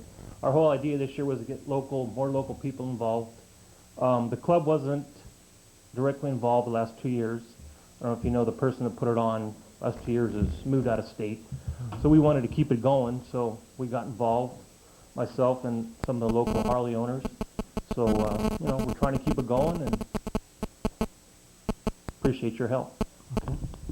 Any comment or any questions for either John or for Mike, for the chief? that was a question, sir, that I Sunday, missed. April 16th, is that the? No. I'm sorry. We, Oh. I understand that there were about $10,000 raised last year, and it went to mostly, some of it went to local charities. Yeah, it was, But I'm wondering what local charities they were. Can we get a last specific year, list? I don't have a list. I think Tosca got some last year, didn't they, Susan? And West Side Theater got some. Newman Fire Department benefited last year. John, Well, pardon me, go ahead. Real quick, John, you said the Chamber of Commerce, Yes. the Rotary Club, who are the others? Newman Women's League. Women's League. I just forgot Tosca's involved also, too. Okay. Okay. Tosca. Yeah, one of the things that, I've kind of struggled with a lot of these events is, just some sort of following the event, some sort of a report, or, I think it's wonderful. I don't want my questions to seem like Sure. No, I'm I understand negative what about you're the whole saying. idea, but some sort of accounting of, Sure. we made this much money and this is where it went. No, exactly. I understand what you're saying. Our whole idea this year, see, by getting these other clubs involved, the overall profits aren't going to be as big. Because the other years, he got outside people, like vendors and stuff, then they chipped in a big amount, towards whatever they made. This year, we're trying to get more local groups involved so everybody can benefit down the line. So it's kind of hard to say, in other words, It'll be different the this year. ones we mentioned, they're all going to benefit. Right. But over and above, we have insurance, so after we get done with that, whatever the security is, we're going to have the portable toilets. That's another big cost. So, when it's all said and done, we'll definitely have an accounting of everything, that happened. But, it's hard to say right now. What's going to happen? We might not make any money. You never know. It's just, Well, one of the things that, that I look favorable upon it to begin with, but the thing that makes me look even more favorable on it, we know what Tosca has done for our community. We know what the Rotary Club and what the And this Women's is the League first I've heard that, the I Chamber didn't of know what Commerce local have done for our charities community. benefited last year, so it's good to know. I didn't so either. that- yeah. Now, this year, John, it'll be all strictly local charities, right? It will yes. not be, Oh, yes, MD will not be definitely. in this. No, nothing out of town, no. Oh. Thank you. Bob, any questions? No, I So- just wish you all the luck. So one of our Chief- main things, excuse me, go ahead. No, go One of ahead. our main things is waiving that out-of-town business license, business license for out-of-town vendors. And any vendors that are coming from out of town, there's nothing in Newman like that. In other words, one vendor would be somebody that sells leather jackets, like Harley or club jackets, car jackets. There's nobody in town that does that, so if somebody wanted to come, so they pay a fee. Then when we told them about this other deal, we already had told them a certain fee, so we can't go back on our word, so we're going to have to absorb that ourselves. And anything and above what we told them, if we have to pay this $75 fee, then we told them already, so that's just less we'll make, but it's the way things go. And then splitting the cost of the security, it would be a big help. The insurance is taken care of already. That's all, got the policy and everything. And I'll be giving Cleve a copy of that. So, Mike, explain that payback day a little bit more to us. That way we could. You said you had 5, or maybe Cleve can. Either one. I'll let Mike do it. Last year when we negotiated with the officers, we changed shifts. Basically, we went from an 8-2 to an 11-hour shift, 4 days a week. That's 4 on, 4 off. So, but with that, the amount of hours that they work per year it does not equate to the same as the 5-2. So to offset that, there's these what they call payback days, and that's an 11-hour shift, and there's 5 of those that occur during a year. So I'm able to use those for training or for other reasons, because they actually owe us that amount of time. So that's the amount of time. For special events or things like that. Well, we want. Yeah. Okay. It could be for whatever we deem necessary. We just have to give them a certain time period in advance to let them know that that's going to occur. Mm-hmm. So it's time that's already owed us. I just want to make you aware that when you make if you're thinking of the donation, that basically you're looking at the indirect costs that we're looking at, because it could be a day that could be applied towards training or other needs. So Yeah, the key is if we use them for this, then when we send them to training later, we may be paying overtime for that training later. So that's where the cost factor comes in. But we may be sending one to training as opposed, here we're talking about, we're taking the payback day for all of as part of You're this taking contract. you're taking it because basically I can't have all the there Correct. be officers So if that we're be talking normally about- working it. You're talking right, about so if we're 4 talking about training time, we're sending one guy, or maybe 2 guys, or Right. depending on what the thing is that they're going to. Well, I would guess that all of our officers go to training sometime various during the times. year, At- at various okay, times at during the various year, times. and therefore if they're going, unless they have one of these payback days, and unless it happens to fall on their day off, very likely we'll end up paying overtime for the time when they're going to that training.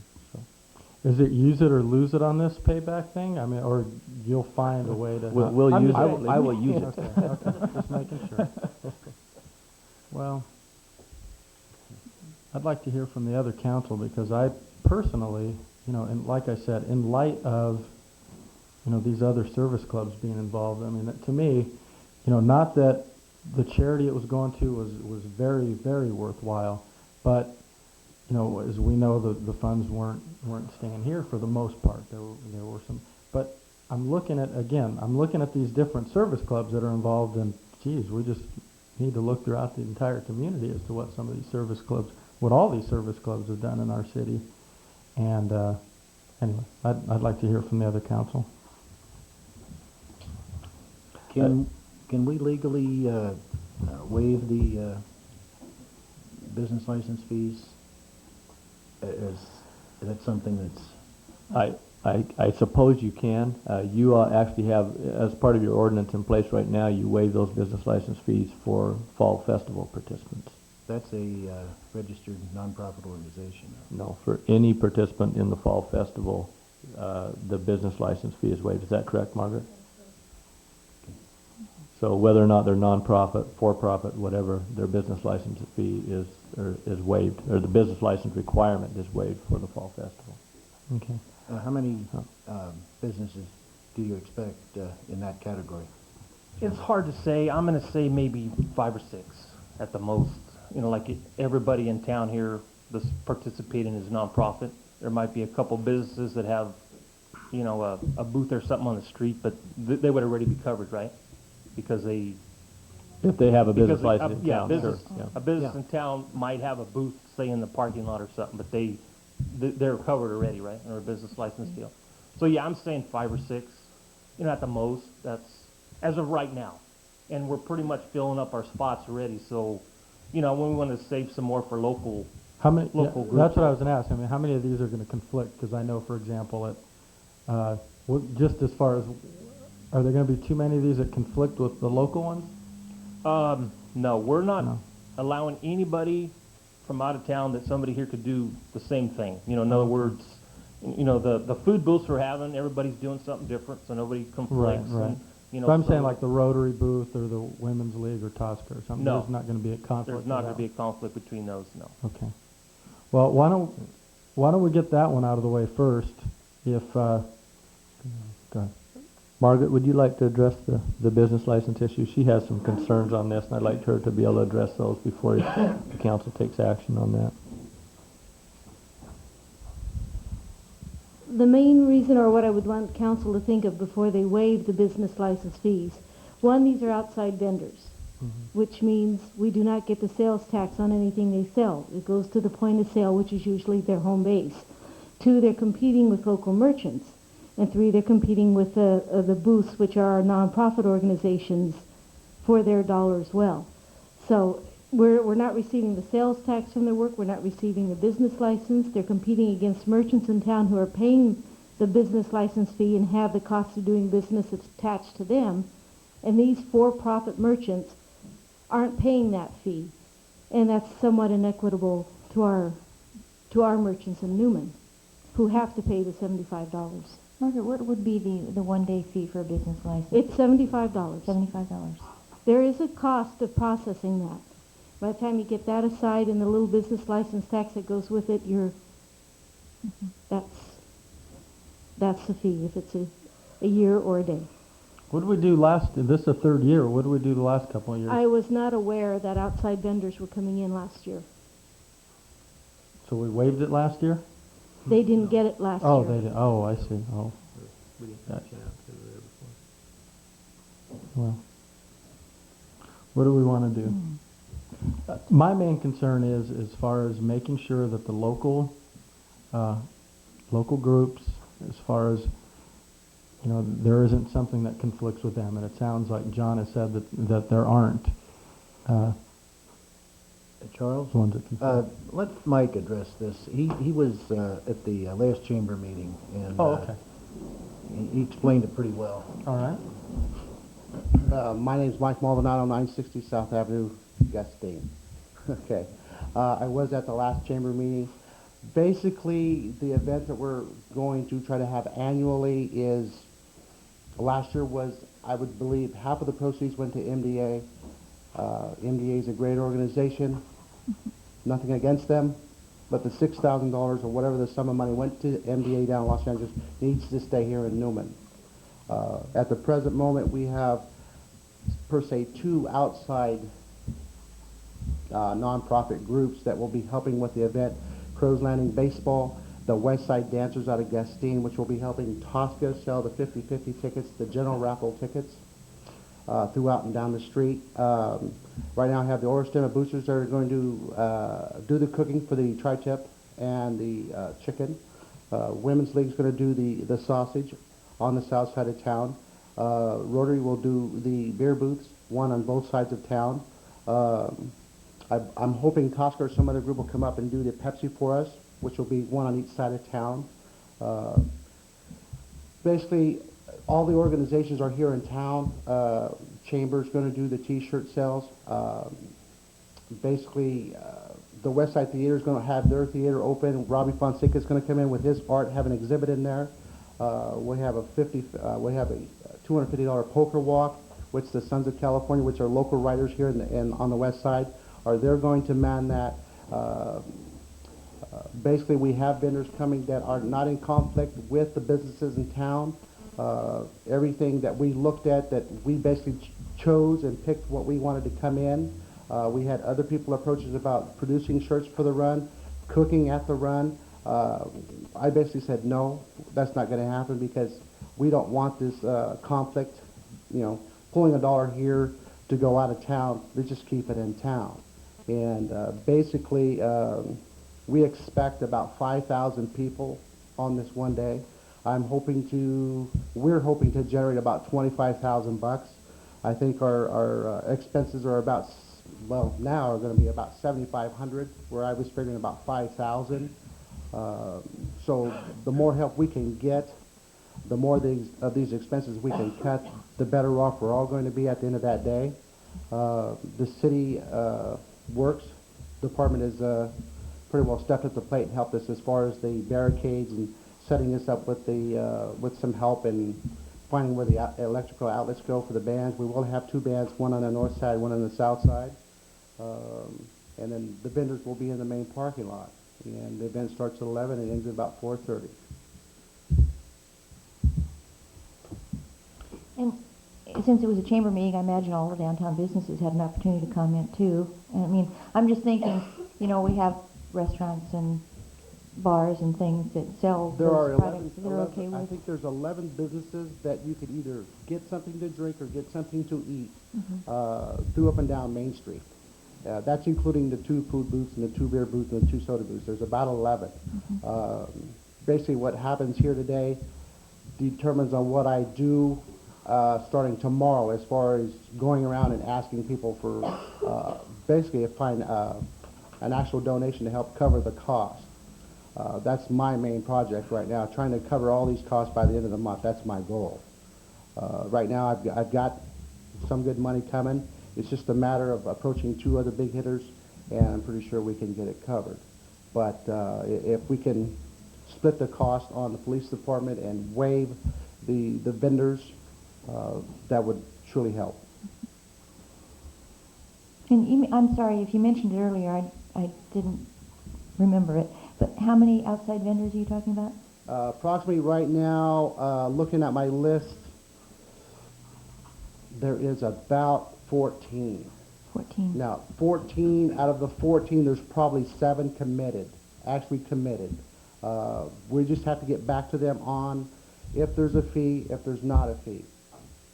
Basically, is what we have to do. And I'm just waiting to see what happens today and which way I go with what packet, who I call and who I don't call.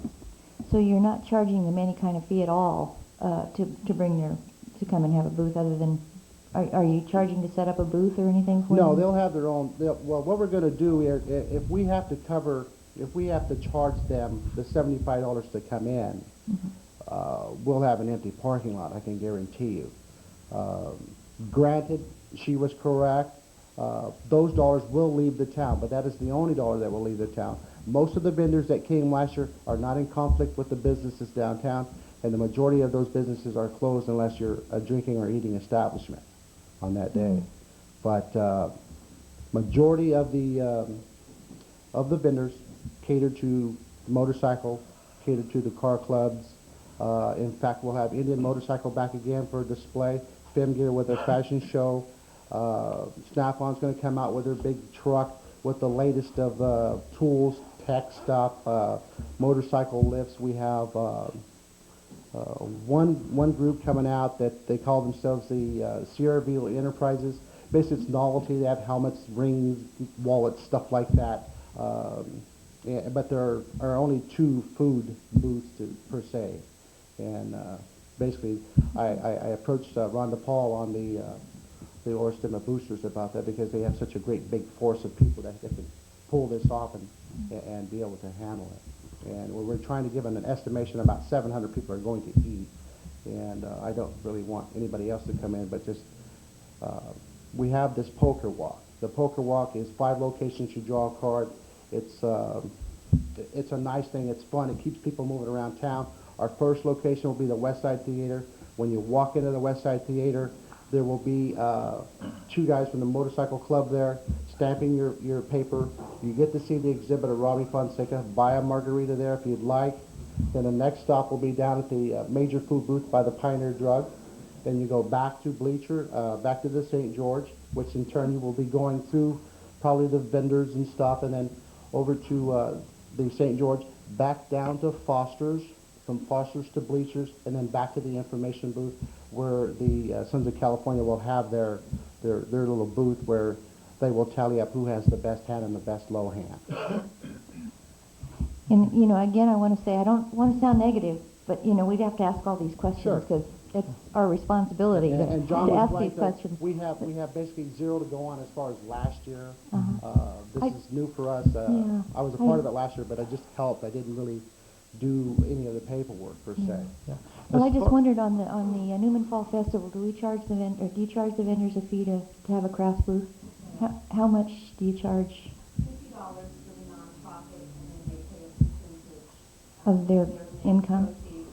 And then the commercial booths pay $100 or $150, depending on their deal, with no net proceeds. And then the arts and crafts booths pay $40 to the Westside Art Association as a flat fee for each booth space.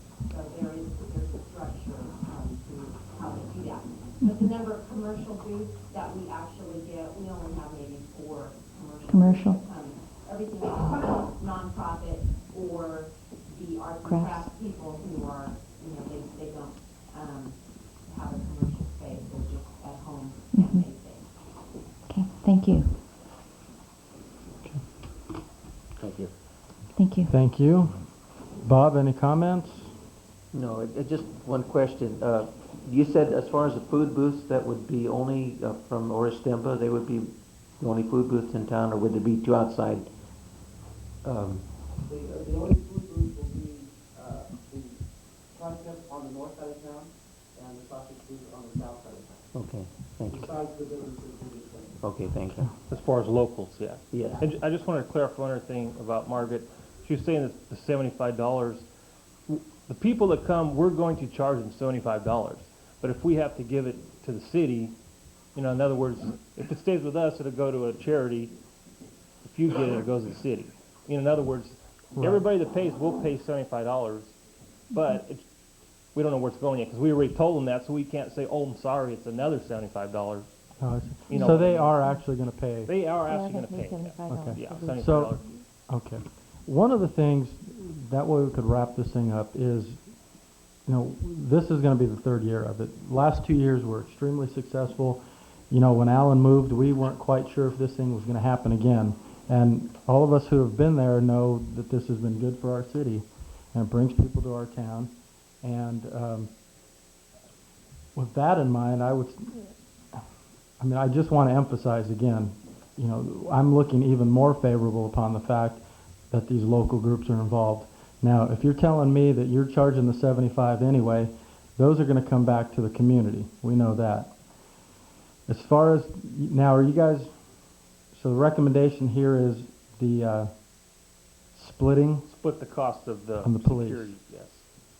How would you work that, Mike? I know you guys have those 5 payback days, but how do you do it as far as if you take theoretically half of it in payback? How do you do that?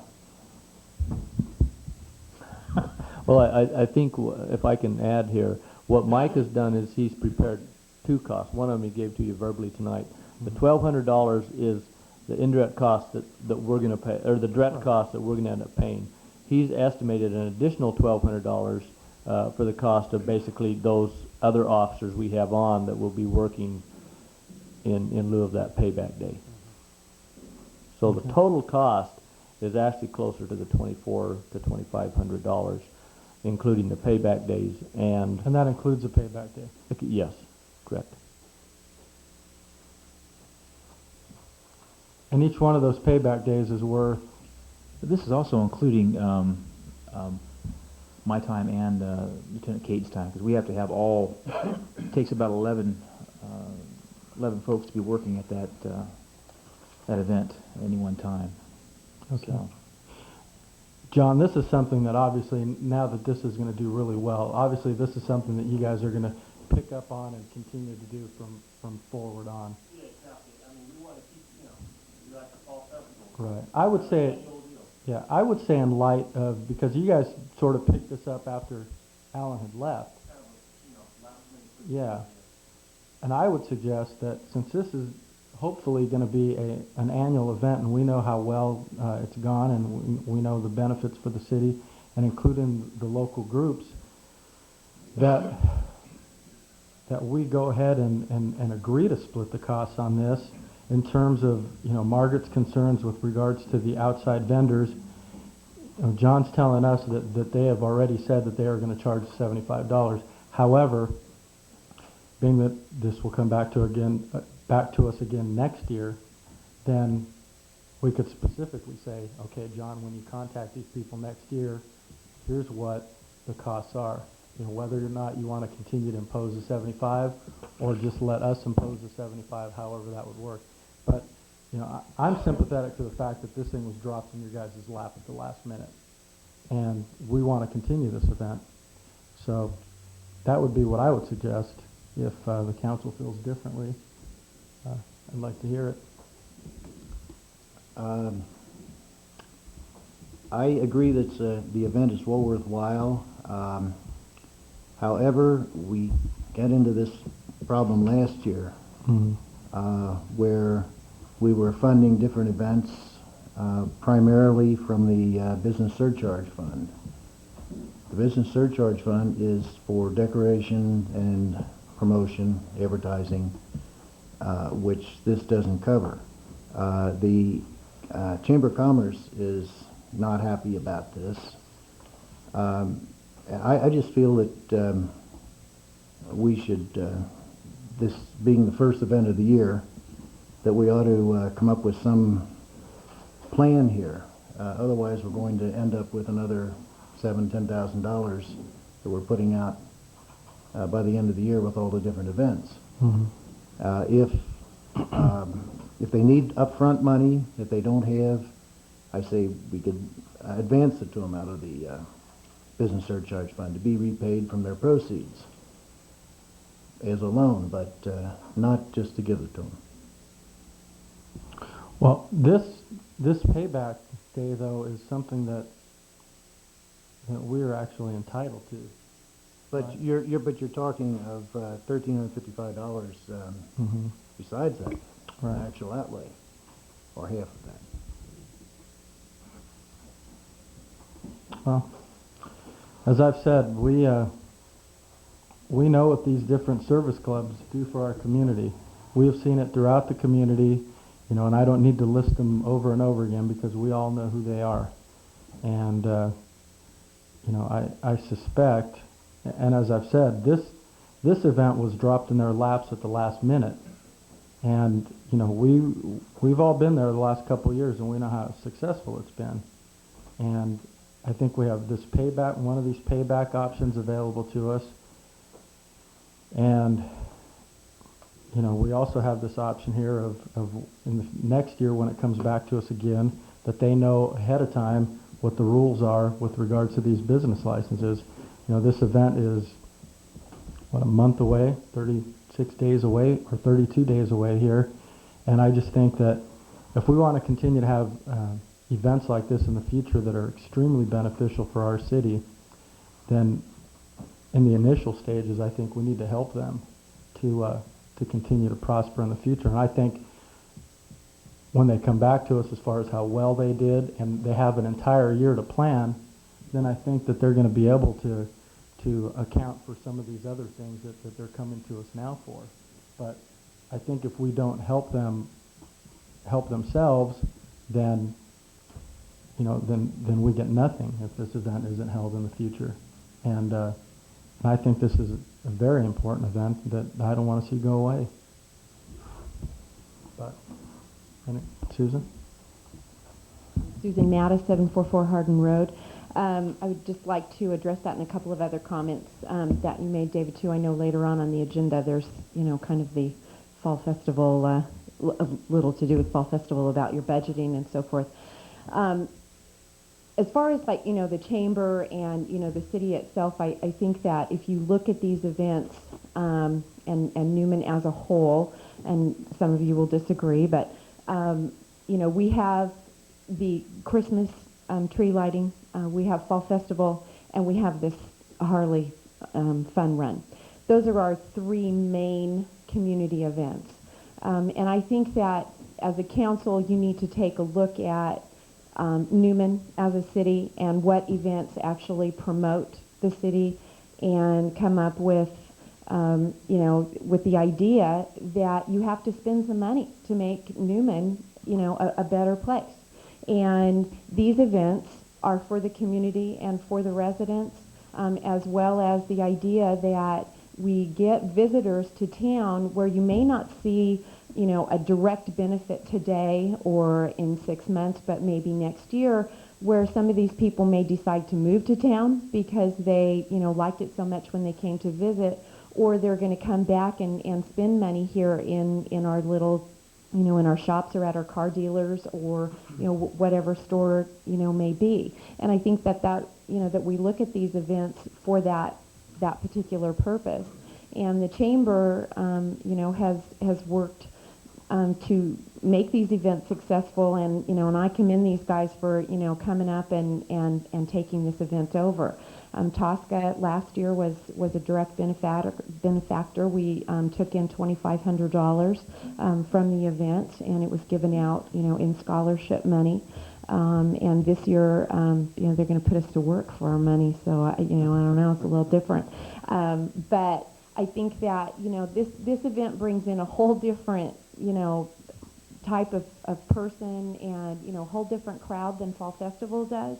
And I think the city needs to support it. And while I know that, you know, some of this money has, you know, coming out of the surcharge account, and it shouldn't have, and I know that, but, you know, I think it just needs to come out of the general fund. I mean, I just, you know, in my opinion, you know, those events need to be supported, you know, and I'm not saying give the red carpet away. You know, in Fall Festival, you know, I swore up and down I wasn't going to do this again, but so never again on television am I going to say I'm not going to be chairman, because here I am, and again, I'm chairman. So, you know, we're prepared to pay our insurance fees this year, and that's not really an issue, and I will address, you know, the Fall Festival, you know, directly, but, you know, I know that there's a lot of other events that come and say, you know, we need this, we need that, we need insurance, you know, but these three events are, the main events for the community that get everybody involved one way or another, and they bring a lot of people to town. I mean, you're looking at this event with a possibility of 5,000 people, and Fall Festival with with the same over the weekend. And I just think that they're important events for our community, and they're both very different, but they're very important. And the outside vendors, the $75 is, I mean, it's not going to make or break you one, for this year. So, that's my opinion. Susan? Yeah. What does the Fall Festival do regarding security? I mean, do they pay for the security? Or? We pay, Fall Festival pays for the additional security for the actual individual officer to stay in the park overnight, and also for the officer that guards the margarita and the beer booth. The city has, up to this point absorbed, the other security, the extra personnel costs and the actual police force costs for the weekend. Thank you. Mm-hmm. Mike, do you know what that was last year approximately? just off the top of your head. Thank you. You're welcome. $5,000, Mike? No, I really don't know what that cost is. I'd have to go back and research that one. I don't know if Margaret would be able to assist me on that one. The entire cost to the city is over $10,000. For the Fall Festival alone?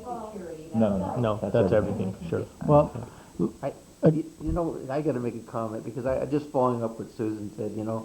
Here we are. This is our city. We're going to have to participate in it. We're going to have to help these people. I mean, we just can't sit back and not. I mean, I know that it costs money to do these things, but there's a lot of good that comes out of this from our city.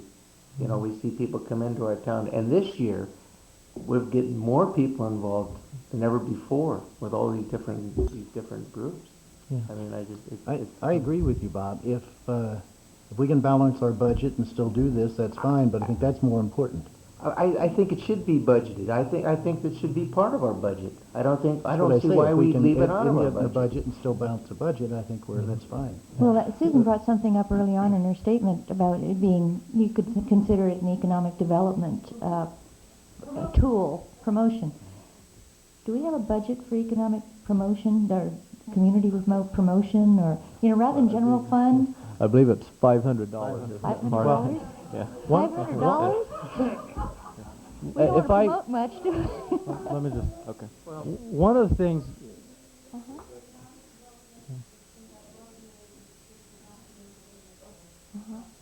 I think in the real world, maybe when we look at the budget for the future, we need to move more funds into that department, because we know these things are going to come up, and I really, truly believe, along with Susan, that it is an economic development tool. You bring people in, maybe they'll move to Newman, or maybe they have a business, they'll move to Newman, and so we need to do what we can to help them. Yeah. I'm also concerned that we don't have any money in the general fund to do these kinds of things. So we've got to figure out, what are we going to rob from in order to do this? well, one of the things that we, so we could finalize this here, is one of the things that we have done in the past. We have always talked about, during the general plan, we've talked about in I don't know how many meetings, I can't even remember how many meetings in these studies that we have done and everything else under the sun, that, we have talked about community promotion. We've got our $1.4 million downtown improvement project. We've got $1 million set aside in our industrial area for some improvements out there. And the main thing is that we need to bring people into the community to look at the town. And as we make more and more of these improvements, the only way, I just think it's crazy to sit here and say that we're going to continue to do these studies and we're going to continue to, how do we bring people into town? Well, we've got the Fall Festival, we've got this fund run, we've got these other events that a ton of people are coming into town. And that's promotion in itself into the city. And, I think if we add up all the amounts of money that we've spent on these studies that are sitting in City Hall on the shelf collecting dust, I think this is a small price to pay for promoting our community. And as I had said before, I would recommend that in light of them having this thing dropped in their lap at the last minute, that we give them the guidelines for next year, that when they get in contact with the businesses, that they know what the guidelines are for next year when this comes back to us again. As far as this payback day, I think that there has to be a way that we could at least split the cost with them. I just think that this is such a big event for our community that to me, I think it would be wrong if we didn't move forward on this request. They know what the guidelines are. They've made their request. The chief of police and the city manager have gone through this with them and told them what we require of them. And I think we need to move forward on this. This thing's in a month, and this will continue to be good for our community. But, I don't think really there's anything else to be said on this issue. The councils can feel free if they have any last comments, but I think in the spirit of community promotion, I think we ought to move forward on this thing. And if there are any... Is your proposal then to waive the business license fees as well as the $13.55? I would say to waive the business license fee for this year. Like I said, in light of this thing being at the last minute that they picked this up, they have an entire year to see what the guidelines are on the business license when they start contacting the businesses, and they know ahead of time. That way, John comes back to us and doesn't say, we need to get back to these guys and go back and forth. Let's just say right now that next year that's what the requirement is. In terms of this splitting the cost business, I think that's something that's reasonable, and I don't think it's out of line. That would be my... One thing that Mike brought up at the chamber meeting was the fact that next year, after they find out what the expenses are this year, they're going to hold out that much to put away for next year, so they won't have to worry about all of this. Okay. Is that correct, Mike? That's correct. Okay. And I think we should be appreciative to them that they picked the ball up on this thing and didn't let it go away, because last 2 years this has been an extremely successful event. But that's my recommendation. Okay. I'll go along with the mayor's recommendation, but we've got to do something about putting more funds in for economic community development to address these kinds of things. That item is later on your Later on the agenda, and so it will be budgeted this next year depending on what the council recommends under that item. We do good, maybe we can help you. Loan you some money for an Can we have a booth? Great. But one thing I would ask is if you would, after calling the event, if you'd come and give us a report on how it went. Okay, we had a motion. We have a motion, Sheila? I move that we absorb the cost of $1,355 for security, splitting the cost of the police service, and that we waive the business license fee for the For this outside year, vendors. with the understanding With that... the understanding that in the future, you'll handle those things. You'll take care of those in Just- your budgeting. I'll second that motion. Just for clarification purposes, then they're splitting the total cost of police services, which we're estimating will be approximately, their portion will be approximately $1,200. Right. Is that the understanding? That Mhm. I just want to make And we're sure. waiving for this year only the outside vendor fee, with, Okay. with them knowing that, with them having the understanding that next year that that's something that will be in place. Okay. I just want to make sure I understood it correctly. Thank you. Yeah. We have a motion. Do we have a second? Second. Okay. Yeah. And Councilmember Navoa, former Councilmember Navoa. Bob, Excuse there's a seat up here, Bob, if you'd like. I just, forgot. Okay. We should also include in that motion that we have an accounting. I mean, Right. informally we've asked for it, but we should formally put it into the motion. Okay. We had a motion, a second. May we have a roll call, please? Councilmember Martinez? Yes. Yes. Yes. Yes. Motion passes 4-0 with one absent. Thank you very much. Thank you.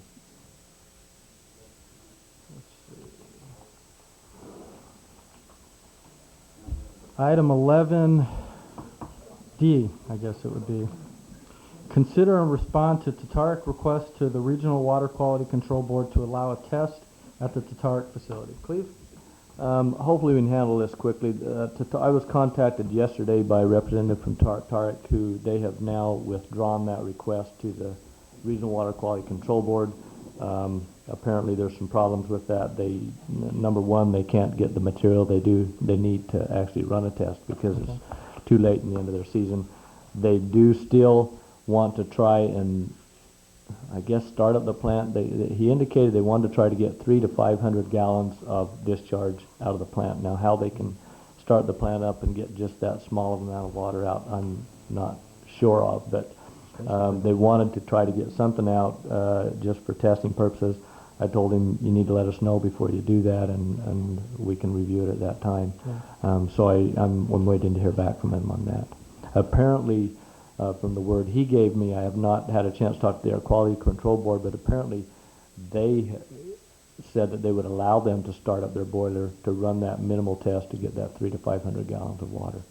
Other than that, I don't have anything more information on that. Other than, like I said, they have withdrawn the request for a basic 2-week test at the facility. Have we contacted the Water Quality Control Board on that? On the 2-week test? Yeah. No, I have not. I was waiting for council's. Because one of the things that I'd like to see us maybe do on that is, I don't want to see us subject because we had a meeting, a couple months ago, I guess it was, out there. And what I don't want to see happen is end up subjecting our residents here to where they test this thing, or even if it's a minimal test, and it fails and they walk and we're left holding the bag.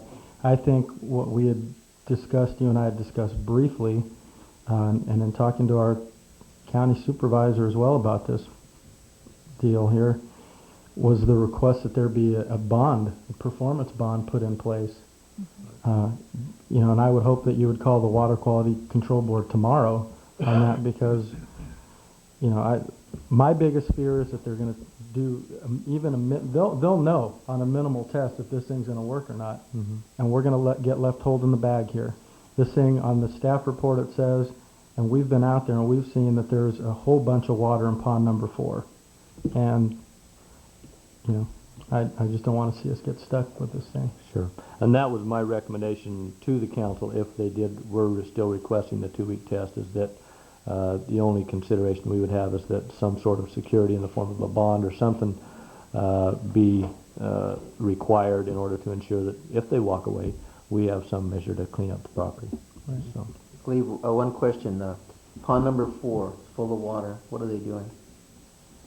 What are they doing to get rid of it? They're Nothing. doing nothing right now. Just let it sit there? They've told us that they've said that to truck it away would be prohibitively expensive. That's too bad. Cost prohibitive is what they've told us. So that's why we've said that our position should be that They know that they have to take that water out of there. Right. And they sit back and they tell us it costs too much money? Well, I don't know. Anyway, that's the only comment I have right now. Okay. Any other comments? So we will direct Cleve to contact the Water Quality Control Board and to request that a performance bond be put up before we give our blessing on it. Need any formal action on that, Cleve? That's fine. Okay. Okay, item 11E, this is a reappointment of Architectural Review Committee members. Cleve? Just quickly, you have my report. I apologize. This is something that, because they meet so infrequently, kind of slipped by us. Their terms actually expired in October. They haven't had to meet that many times anyway, so I don't think it's a real big deal. But anyway, the code also requires that they should have staggering terms. So my recommendation is that we reappoint. We have had one person who has filled out an application that is interested, and you have that application before you. That's Carol Stevens. There is one vacancy due to one member who was the business representative who is no longer a business owner in the community. and therefore, what my recommendation is you select, however you would like to, 2 or 3 of these, which would be for 2-year terms. The others would be for 1-year terms, and then 1 year from now we would come back and reappoint the ones that are 1-year terms, and there will create that staggering that is required by the ordinance. Okay. So. Comments?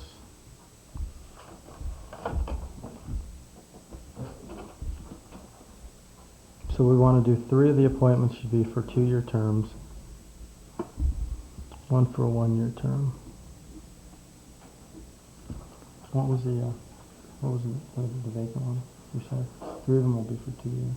Well, you can decide which ones you want for 2 year and what ones for 1 year. It doesn't matter who they are, but. But then what about the 5th one? What did you say? The 4th and 5th one should be for 1 year terms. Okay. Yeah. Okay. And all of these members came on at the same time? Yes. Okay. I believe so. Is that correct, Judy? They were all appointed at the same time. Yes. Well, why don't we, since the new person, the business member, why don't we go ahead and appoint our applicant for that first? And I would suggest that that person be appointed for 2 years, just because everybody else on here has had a little extra time. So, so maybe we could select a business person. I'd say the business person for 2 years, and then the I would say the professional member here, just because we know that the building inspector who's on there is, I imagine, will want to continue to serve in this capacity for a longer term. So I would recommend that we make the business or chamber member 2 years, the professional member 2 years, and then at this point we put the planning commissioner, the historical society person, and the at-large resident for 1 year term, and then stagger them from there. Is there any other requests on that one? No, it sounds fine. Okay. Okay. So we just, okay. So at that point, so we need to appoint, do we need to? Probably should make a recommendation making those appointments. Okay, so we'll make the appointment for the vacancy, and then or do you want to just put, we'll appoint that person first and then make sure that they're all appointed for the terms as stated. So can we get a motion to appoint Carol Stevens to the Architectural Review Committee as the business member? So moved. Second. We have a motion, a second. All those in favor state by saying aye. Aye. Opposed? Motion passes 4-0. And at this time, can we get direction that appoints the Planning Commissioner, Historical Society, and at-large resident to 1 year term, and then the business or chamber member and professional member to 2 year terms? Can we have some direction on that? So moved. Oh, name them? Oh, I'm sorry. We have Deborah Allen as the Planning Commissioner, Sheldon Crow for the Historical Society, Lana Ennis as the at-large resident, Carol Stevens as the business member, and Kelly Hislop for the professional member. Okay. So can we have some... I move that we appoint the Planning Commissioner, currently Deborah Allen, the Historical Society member, currently Sheldon Crow, and the at-large resident, Lana Ennis, to a 1 year term. Okay. I'll second. We have a motion and a second. All those in favor state by saying aye. Aye. Aye. Opposed? Motion passes 4-0 with 1 absent. Next.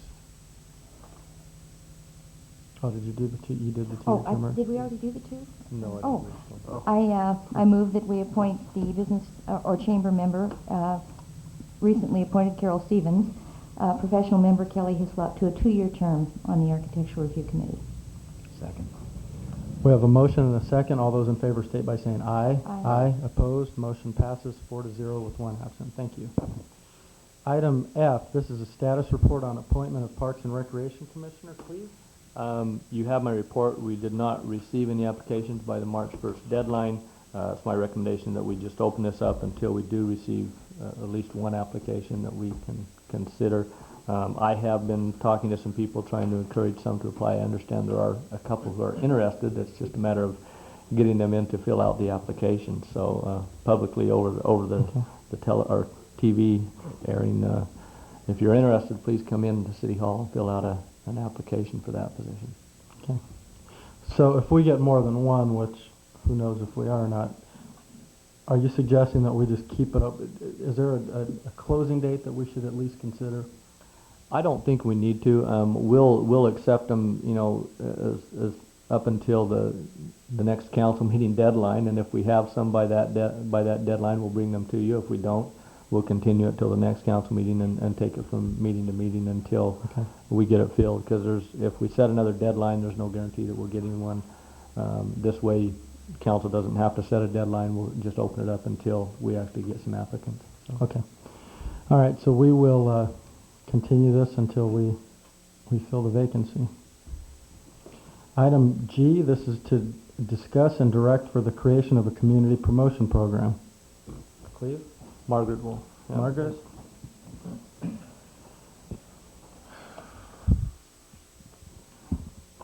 Good evening. On January 11th, there was a discussion of the possibility of a formation of a community promotion program. This was a result of several requests that came before council, normally after the budget cycle, to fund various community activities. You were looking for some sort of criteria or a funding source for these various requests.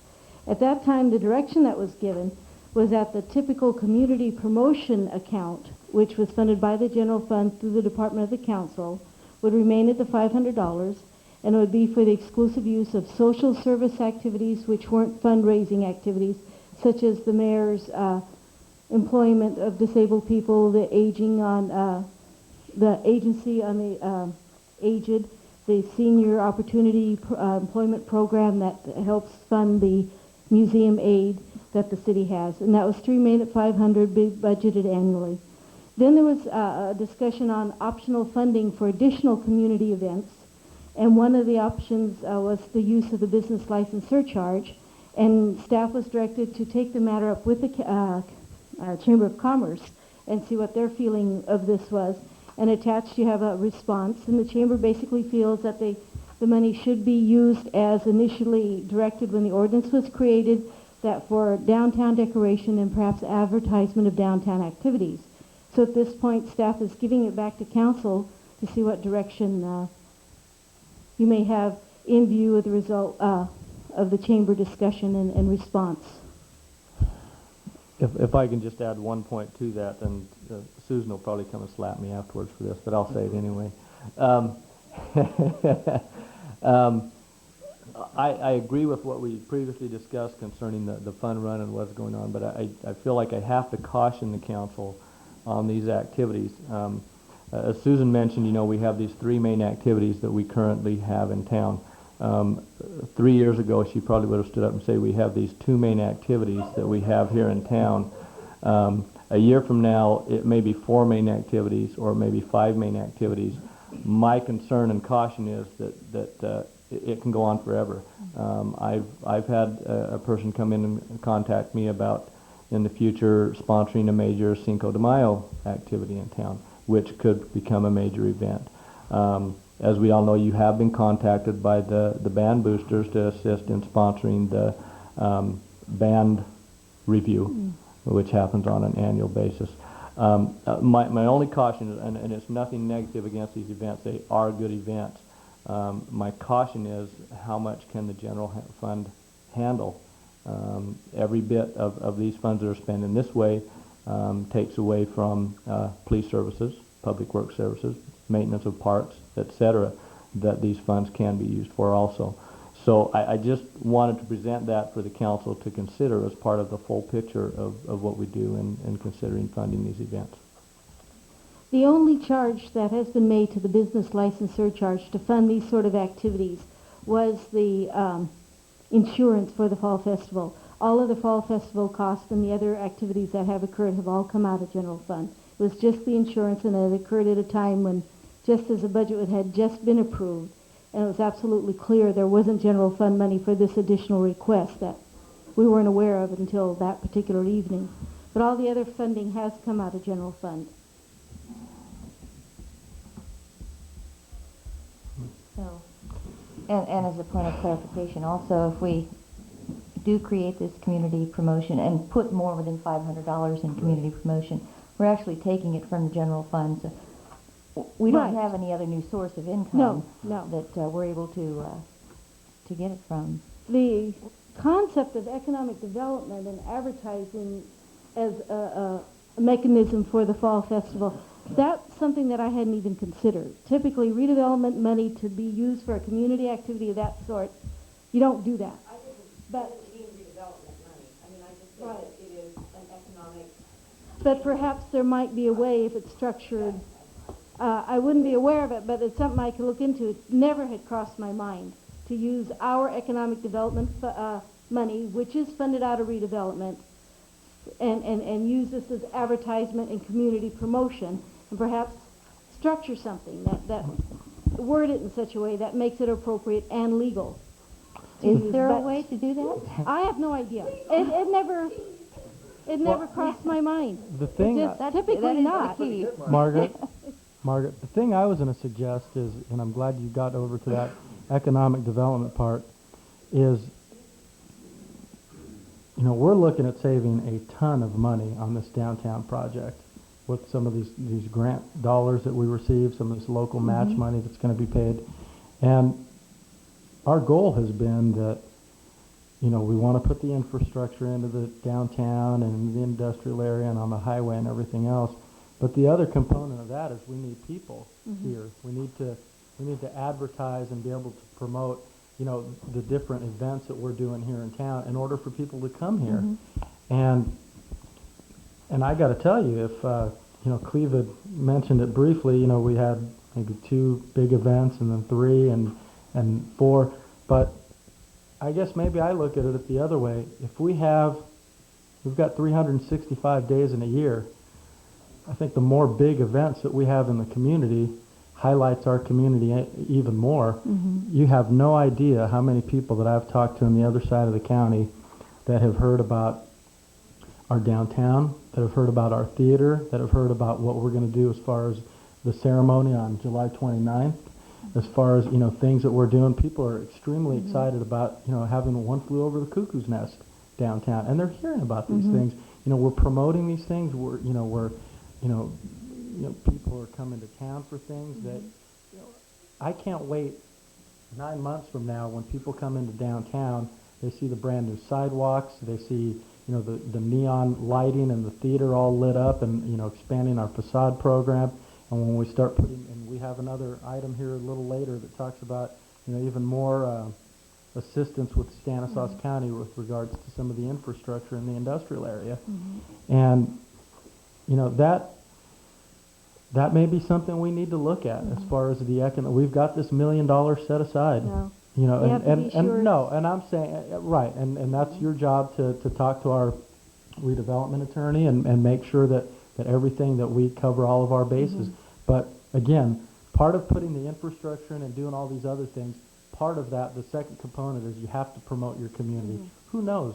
Somebody that may have come out to the Fall Festival, somebody may have come out to this fun run or whatever else, any event that we've had, who knows that they may have not been somebody that enjoyed the community and, as it was said earlier, maybe moved here, maybe considered opening up a business here, that we will ultimately see in the long run. But heck, I think, several years ago we participated in the Spotlight Stanislaus, and I don't recall how much we coughed up, but I know we coughed up quite a bit.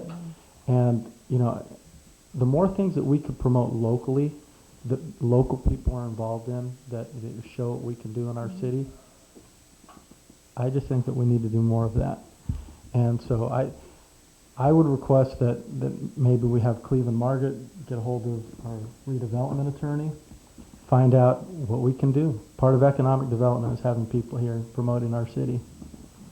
So, to me, I got to tell you this, and I know this $500 business was done in light of a lot of these requests that we had, but we're not going to do much community promotion with $500. Well, and that wasn't the intention either. That Right. $500 was set aside for a different purpose now. No. And then we were asked to bring this back to you. Right. And as far as, really the real question is, how much money do you want to spend on it? I have a real question about using redevelopment funds to pay for, if I can use this example, someone's insurance for an event. I can almost guarantee you that would not fly. So the question is, what type of things, possibly advertising for them, but I don't know if that's a real big issue for them. But, you know, what type of things could be done, and how much money does the council want to spend on these, how much do you want to put into a fund to spend on I guess these the types thing, of things? I guess I'm not so much looking at insurance as much as I'm looking at, like you say, advertising, as far as banners, as far as other things that we could go throughout the county and beyond the county and say, you know, come to our city, these are the types of events that we're doing. You know, you look at various cities in the county, and, you know, they have their different events that they do, but, you know, obviously we need to look into it with our legal counsel to make sure that we're doing the right thing. But I think what we need to do, and everybody in here knows that we've had, you know, meetings, you know, ad nauseum already. We've had so many discussions and talked about this and that and everything. And, you know, this here is a starting point. We've gotten this letter from the Chamber of Commerce regarding this business license surcharge. I just think we've got a Newman Economic Development Committee. You know, let's work with them to, you know, I know we're supposed to meet with them and find out what the game plan is, but let's find out from them and the Chamber of Commerce obviously we got this letter from them back on the business license surcharge, which they think is appropriate. But let's just figure out once and for all what we want, where we want to go, what we want our town to look like. Susan had brought, you know, various proposals back to us, you know, when we first appointed her to the Economic Development Committee. But I guess what I just don't want to see happen is you know, more studies and more meetings and more subcommittees and more this and more that. You know, let's start building on what we're doing this year on the projects that we're doing, and if it means we have to come back again on this, then so be it. To facilitate this, let's take a figure, say $5,000, and let Margaret go and see what we can do with the economic development part of it, and exactly where we'll get the funding of it. We'll work on that, but at least $5,000 is a figure. If you want to make it more or less, why, that's all right. But, you know, I think they have to have a figure to work with somewhere. For the starting point, obviously, I think we could, you know, take it one step further. We could have Margaret and Cleve work, you know, with our representatives from the Economic Development Committee and the Chamber of Commerce and find out what is their game plan for the year 2000, what is their game plan for the year 2001, and what are some of the things that they feel that we could help them to better promote our city. And also, rather than limit ourselves, you know, if there are things that we can legally do with economic development to promote the community, you know, I'd sure like us to check into that. We certainly don't want to do anything that we shouldn't be doing with economic development, but, I mean, we don't want to not check into it. Yeah. Yeah, always have to something keep the we need primary Right. purpose of Our redevelopment main thing is in we're not mind. going to break the bank, but at the same time, part of any economic development is making sure that people know where our community is and to continue to grow on some of the things that we're doing. And so we need to take a serious look at that. And I think that's the best way to approach it. I don't think we should sit here and say, put an exact dollar amount on it, but we just need to find out, we just need to formulate a game plan as far as what they need from us, as far as what they hope to do and how we could get the ball rolling. Same thing with, you know, with the fund run here with John coming to us. You know, we know that this has been a successful event, and in order to, you know, since the thing was dropped in their lap at the last minute, in order for us to help them to help themselves for next year and beyond, then let's just sort of get the ball rolling on that thing. But I think we just need to come up with a game plan. But Susan, any comments? Just, you know, I think that we need, can't talk. I feel like, you know, we're almost kind of talking about two separate issues in a way, okay? As far as Fall Festival goes, you have some direct expenses. Fall Festival has been here for 30 years now, and I'm sure will continue on. Those particular expenses are direct expenses out of your general fund, as you know, I reviewed over Margaret's report. I mean, you're talking about police force money, public works, you know, money. I mean, the crews, you know, putting up Fall Festival banners and barricades and all that kind of stuff and everything else that they do. And the police department security for the weekend and, you know, their overtime hours and all of those. Those are direct expenses. But, you know, and my question is, you know, are you going to continue, you know, with those expenses, or is Fall Festival going to be asked to, you know, attempt to reimburse for some of those? I mean, we haven't. You know, I have come to you and asked you, you know, for insurance, and I'm not going to do that this year. Fall Festival is very much prepared, you know, to do that. In a couple of things that I reviewed this last week, as far as Fall Festival goes, and in reviewing Margaret's report and so forth, you know, as far as the money that would need to come back to recuperate, you know, what your direct expenses are, you know, we can't put a finger on that. But what I can tell you is that all of the booths and, you know, the money generated for the weekend of Fall Festival, you're talking about $60,000 annually. You know, last year, I just looked over the last 2 years, coming back to Newman, either in one way or another, be it through nonprofit organizations, through Westside Art Association, and all of that. That's how much money Fall Festival generated for all of those clubs and organizations, Rotary, you know, whoever, you know, was involved for the weekend. That $60,000 is then in turn, you know, turned around and given out to Cub Scouts, Boy Scouts, you know, whoever the case may be throughout the year, over and over. And that's, you know, in the last couple of years. And as far as like commercial vendors, as I said before, we only have, you know, a very small handful of commercial vendors, you know, maybe 4 or 5. So the rest of the money basically, you know, stays here. A lot of those clubs and organizations, YMI, Lions, you know, whoever, they look at Fall Festival as being one of their main, you know, fundraisers for the year. That's how they get, you know, their money to be able to turn around and go back again. And, you know, and Fall Festival itself, you know, we have done a number of improvements in the park that I think Ernie could attest to, but probably in the last 4 years, we've spent, you know, between $15,000 and $20,000 in the park. We did those improvements in the playground. You know, we did some things at the horseshoes. We did some lights. We did some electrical improvements this last year. So, you know, Fall Festival has turned money back, you know, to the city, not, you know, so much directly and said, here you go for your general fund, but we have made improvements to the park. We plan on doing that again. One of the projects that we're working on getting a bid on is improving the old horse fountain that is there and refurbishing that back with lights, actual working water, and all of that. And also trying to do a couple more things to the electrical system to, you know, just help us out, you know, for the weekend and, you know, and help with that. And then also refurbishing the Rose Garden area. And we haven't really sat down and talked with Ernie about that, about, you know, coming up with some plans, but we've been talking about it for a number of years. And so we want to come up with, you know, with something that's acceptable to you, as well as to, you know, the parks and rec people and so forth, but something that will better suit, you know, the park. So I would say we're probably going to spend another $10,000, you know, in the next 2 years in the city park. And then as well as this year, you know, we plan on trying to do, you know, fireworks celebration on Sunday night. So, you know, our expenses are, you know, we've made some money over the last 3 years. We've been very fortunate, but we plan on over the next 2 years, you know, just turning it right back in.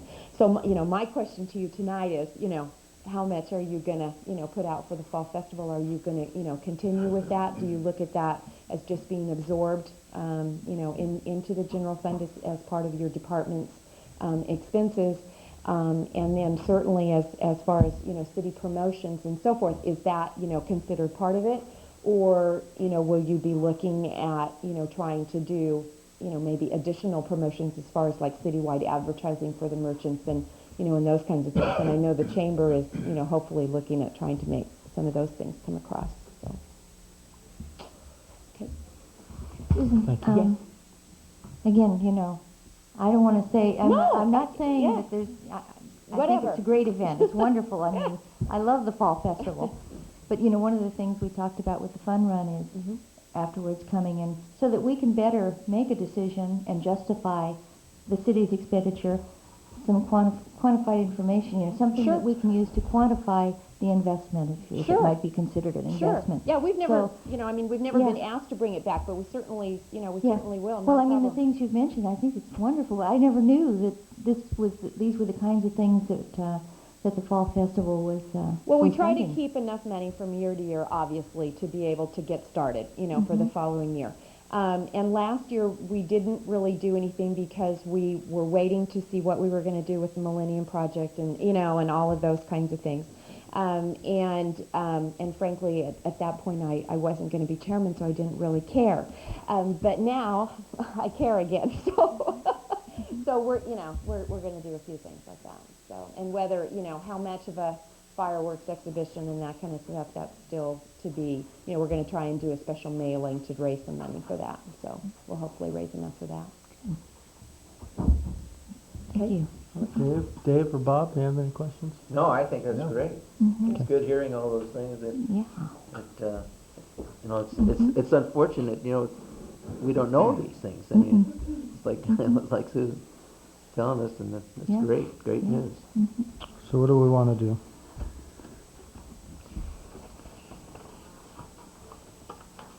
Do we want to have Cleve and Margaret work with our Newman Economic Development Committee and Chamber of Commerce to figure out what their game plans are for the upcoming couple of years? Obviously, Margaret will certainly let them know what our position is, and Cleve will as far as the budget and everything else. But it seems to me that we could come to some sensible compromise that fills our needs, but also fills the needs that that we need to promote our community, and we need to try to bring more people here. I think we're going to have to just kind of wait and see what the budget brings for this year. And I think we have the funds. I think it's great to do it. But can we look into the other thing as far as what we can and cannot do, as far as with redevelopment funds, as far as community promotion, things like that? We could at least legally Like to look see at that it. happen, Okay. There isn't actually any formal action. You'll just bring that back to us, Cleve? Okay. Thank you. Item number H, and this is timely. This is discuss the mid-year review of the City of Newman 99-2000 budget. Margaret?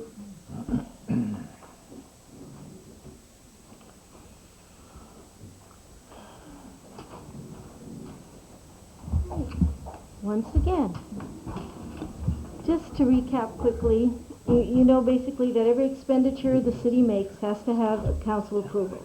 Most of these approvals are made at the time of the adoption of the budget. But during the course of the year, new projects are approved. Projects and services are either increased or decreased depending on the costs that are involved. They're just basic overrun and costs of various operational line item numbers. And all these things need council approval. But the most important thing, that regardless of the amount of money that the council has budgeted, and no matter how much money is left in the budget, no matter if the expenses go up or down, it's all governed by the amount of revenue coming in. So at this time of year, we take the various requests, the various approvals that have occurred during the course of the year, and make sure that those still balance to the amount of revenue that's been collected. Then we review the revenues to the expenses within each fund, make sure that things still balance, and at this point, I'm happy to report, basically all our expenditures are very much on target. Revenue is on target, in some cases even a little bit higher than anticipated, because we do try to be quite conservative when we estimate revenue. We keep out of trouble that way. So attached you have summaries, you have the actual detail line items of the 1999-2000 budget, and I'll entertain any specific questions. And basically it's just a review. All actual adjustments are done at the end of the year, because if we adjust something now, you can be assured before the year is out, more money or less money will have to be readjusted again. So we do it all at once in July or August, whenever all the books are closed. So just getting to this briefly, so on the bottom line as far as our expenditures, we're $125,000 to the good, total funds.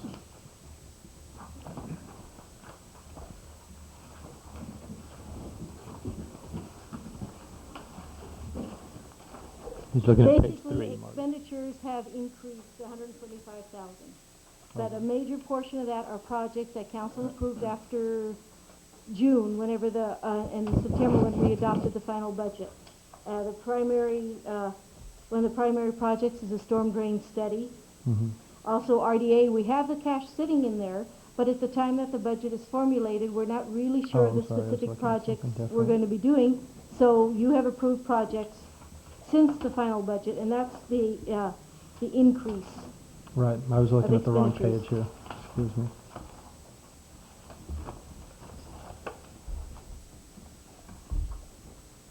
Okay.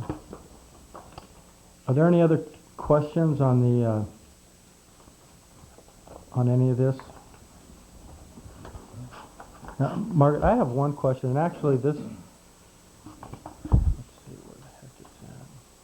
This may actually be more addressed to the police department more so than it is to you, Margaret. I was going through. Let's see.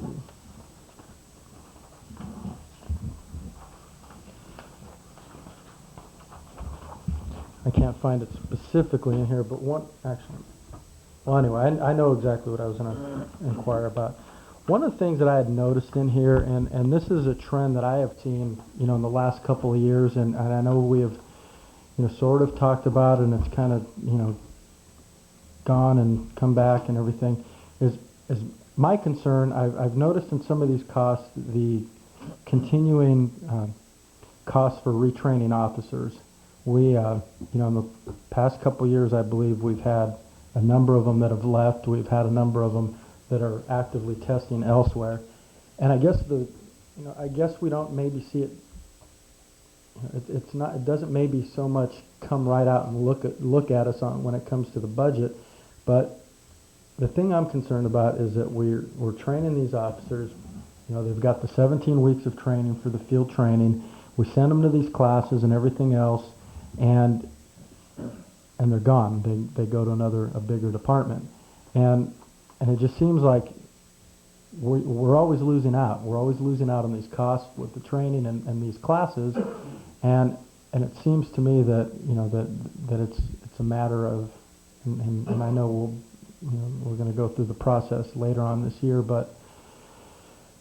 If there's some way we could get to the police department, maybe talk to the chief and find out what are these costs that we're paying for field training, what are we out? What are we out for training? What are we out for these educational type of deals, and when we send them to these different schools and then they leave, what's it cost the city? I mean, is it a matter of, down the road, obviously, do we remedy it with the pay that we're looking at, or, I mean, how do we do this? I just don't want to continue to train these officers and then lose them 2 years later or a year later, and they go somewhere else and they've got all this training.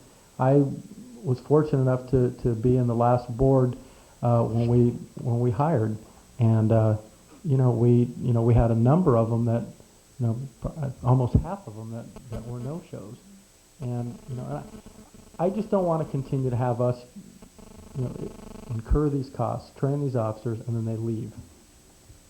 So maybe that's something we could ask the chief to bring back to us. What are the costs that we're paying? And, when it comes to time to that process that we get to later on this year. I think that's a problem you're going to have with any small city. Well, I don't care where it is. But we can prepare the report and bring it back to you. Yeah. But that's got to be ongoing as far as the problem with small towns. Well, that may be, but I'm absolutely opposed to us, if we keep them 2 years longer, then we're saving, a little more money. I'm just afraid that we're going to continue to, they're going to get the training, they're going to, go through the process, and they're going to leave, first chance they get. And we are incurring some costs here. Yeah. And I just think that we all need to be a little bit more aware of what these costs are. But the question is, Charles, what does it take to keep them? It takes money to keep them.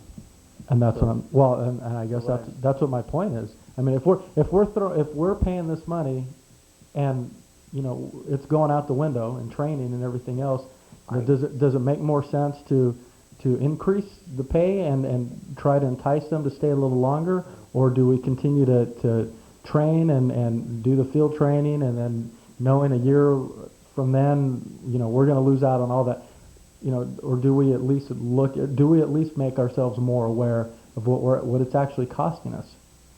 Well, I think it's good. We should look at those things because we have to know. But it still it cost us more to keep them. Well, but you're right. We should look at that. I think there are some ongoing big costs. And then you are going to run into one occasionally who just likes living in a small town and prefers it. Mm-hmm. But I just think it's good if we educate ourselves on it as far as what we're losing out on in pay or in cost. Charles, you mentioned 17 weeks of training. Is that in addition to, when they come to us, they've gone through the academy, right? That's a field training time that they're required. So in addition to the academy training they've had, we also provide 17 weeks of training for every new officer? It equates to about 200 hours of training, and that's a field training officer. That's an individual that's doubled up with another officer that's considered a training officer at that point, so they can get acquainted with how our system works here as far as reports and booking and where things are located and everything else. You just can't turn over car keys and give them a gun. Yeah. And, no, you don't want to do that. Right. It's most cities have about 200-hour training. But that's on-site training, so they're actually out there town enforcing the law. But the thing that we are losing out on is basically that we might lose sight of is it's not just the actual cost, but it's actually the downtime that we're looking at when we are suffering from not having enough less coverage by officers out in the field. When we do lose officers. So that's something that I don't know if we can really put a dollar figure on, but it's lost time and lost coverage. So it does happen from time to time. Also, the other thing, like I had said, what I'd like to look at is the educational dollars. We're sending guys to other departments, and they could be more thrilled about getting our guys because they have, all this educational training that they're getting from here. And, one of the incentives that we try to do is offer training, because usually with a larger department, training is one of the things that they get lacking up. Basically, they don't get the amount of training. The Peace Officer Standard Training has a maximum of 80 hours that they'll provide per officer per year, and we try and max that out. We want to have the best trained officers we can. Unfortunately, so do other departments, and when they get to be more attractive, then other departments also pick those officers up. So we basically start from square one again. Yeah. Basically. But like Bob said, if we provided them the incentive to stay, they might stay with us. Mm-hmm. Anyway, so what is the average? Like about 3 years? We average about 3. Yes. Is it just pay, or is it just the opportunity to work in a bigger environment? With each individual, it gets a little bit more individualized. So we have lost some officers because they're looking for a little bit more action. Yeah, I'm not gonna try and provide that for them. But, no. But we are looking at other incentives. One of the things that we did change over last year was we looked at the 11-hour shifts. That was something that came from the officers, something they wanted, and something that we've elected to do because we felt that would be something that would make our department a lot more attractive to work for. Training is another issue that we offer. And we're looking at everything else. We do a lot of incentives that some of the other cities don't do. And I want to see if there's some ways that we can keep enhancing that part of the program, because I think that's what's going to make us more attractive than some of the other cities. If we could, obviously pay is an issue I'm not sure how we're going to overcome, but as long as I guess we keep the balances there a little bit better, we can hang on to what we have. We've been very fortunate so far. Yeah. Thank you. Okay. So can we bring those costs back and just get an idea? That way when we... Do you want that immediately or during budget time, or? Well... I heard both mentioned. So how soon do you think something like that? I mean, is it terribly extensive, the information? If that's something that that you could access, we could have it back. There's in no a month point in if waiting, you'd like. for several months or anything. If that's something you could put together in a relatively short period of time, we wouldn't mind hearing back in about a month. If that's possible. I think it's very generous. Thank you. Okay. Thank you, Mike. Any other comments on item H? No, we don't need a motion or anything, do we? No. I don't believe so. Is there, Margaret, any requirement for a motion? Just informational. Thank you, Margaret. Thank you, Margaret. Item I, award bid for landscape maintenance district services to Early Bird Landscape Company Incorporated. Ernie, you want to address that one? Yes, Mr. Mayor, council members, as you know, the city solicited for bids for landscape maintenance district services. Attached is a bid summary list. We have the list of the bidders and the amounts that were bid. We had numerous bids that went out, but we only got back 6 bids, with one being a no bid. The low bidder is Early Bird Incorporated with a bid of $23,400 per year. Included in the report, you have a monthly landscape maintenance report, a landscaping employee cost reports, and a cost analysis for contract landscaping that was prepared by the finance director. The bid proposal and the specifications stipulated the contract time limit would be 24 months, April 1 of 2000 through March 31st of 2002, with work to begin within 10 days of the contract award. And staff is proposing that we change this time limit to July 1, 2000 through June 30th of 2002. And that would give us some time to allocate and budget the funds for the increase in this department. And we'll also be looking to see if we can get other public works departments to absorb the costs in salaries and benefits of the .43 maintenance worker that's assigned to the landscape maintenance budget department. And we're anticipating that the water department would absorb the majority of the costs. So now, Ernie, on this cost here, it says the total increase to the city is $20,450, and we're looking here. We're not going to lay anybody off. One of the things that I know we've talked about in the past, as far as possibly the lack of maintenance in some of the other areas of town, just because of shortage of manpower. Have you guys considered what other things are going to be able to be supplemented due to the fact that you would now be able to move somebody else to another area? Have you guys thought about what could possibly be supplemented on that? Well, we're pretty much running behind in our workload in almost every department. We should have already had all our tree planting done, but we weren't able to because of the rains. We barely completed the mistletoe removal. Mm-hmm. Our landscape maintenance districts are totally out of control right now, with all the weeds that grew up with this rainy weather. We couldn't get to the parks to mow them on a regular schedule, so we've concentrated our efforts there. We've had a lot of other requests, like the repairs over at Materi Field for new fabric for the chain link fencing. It just goes on and on.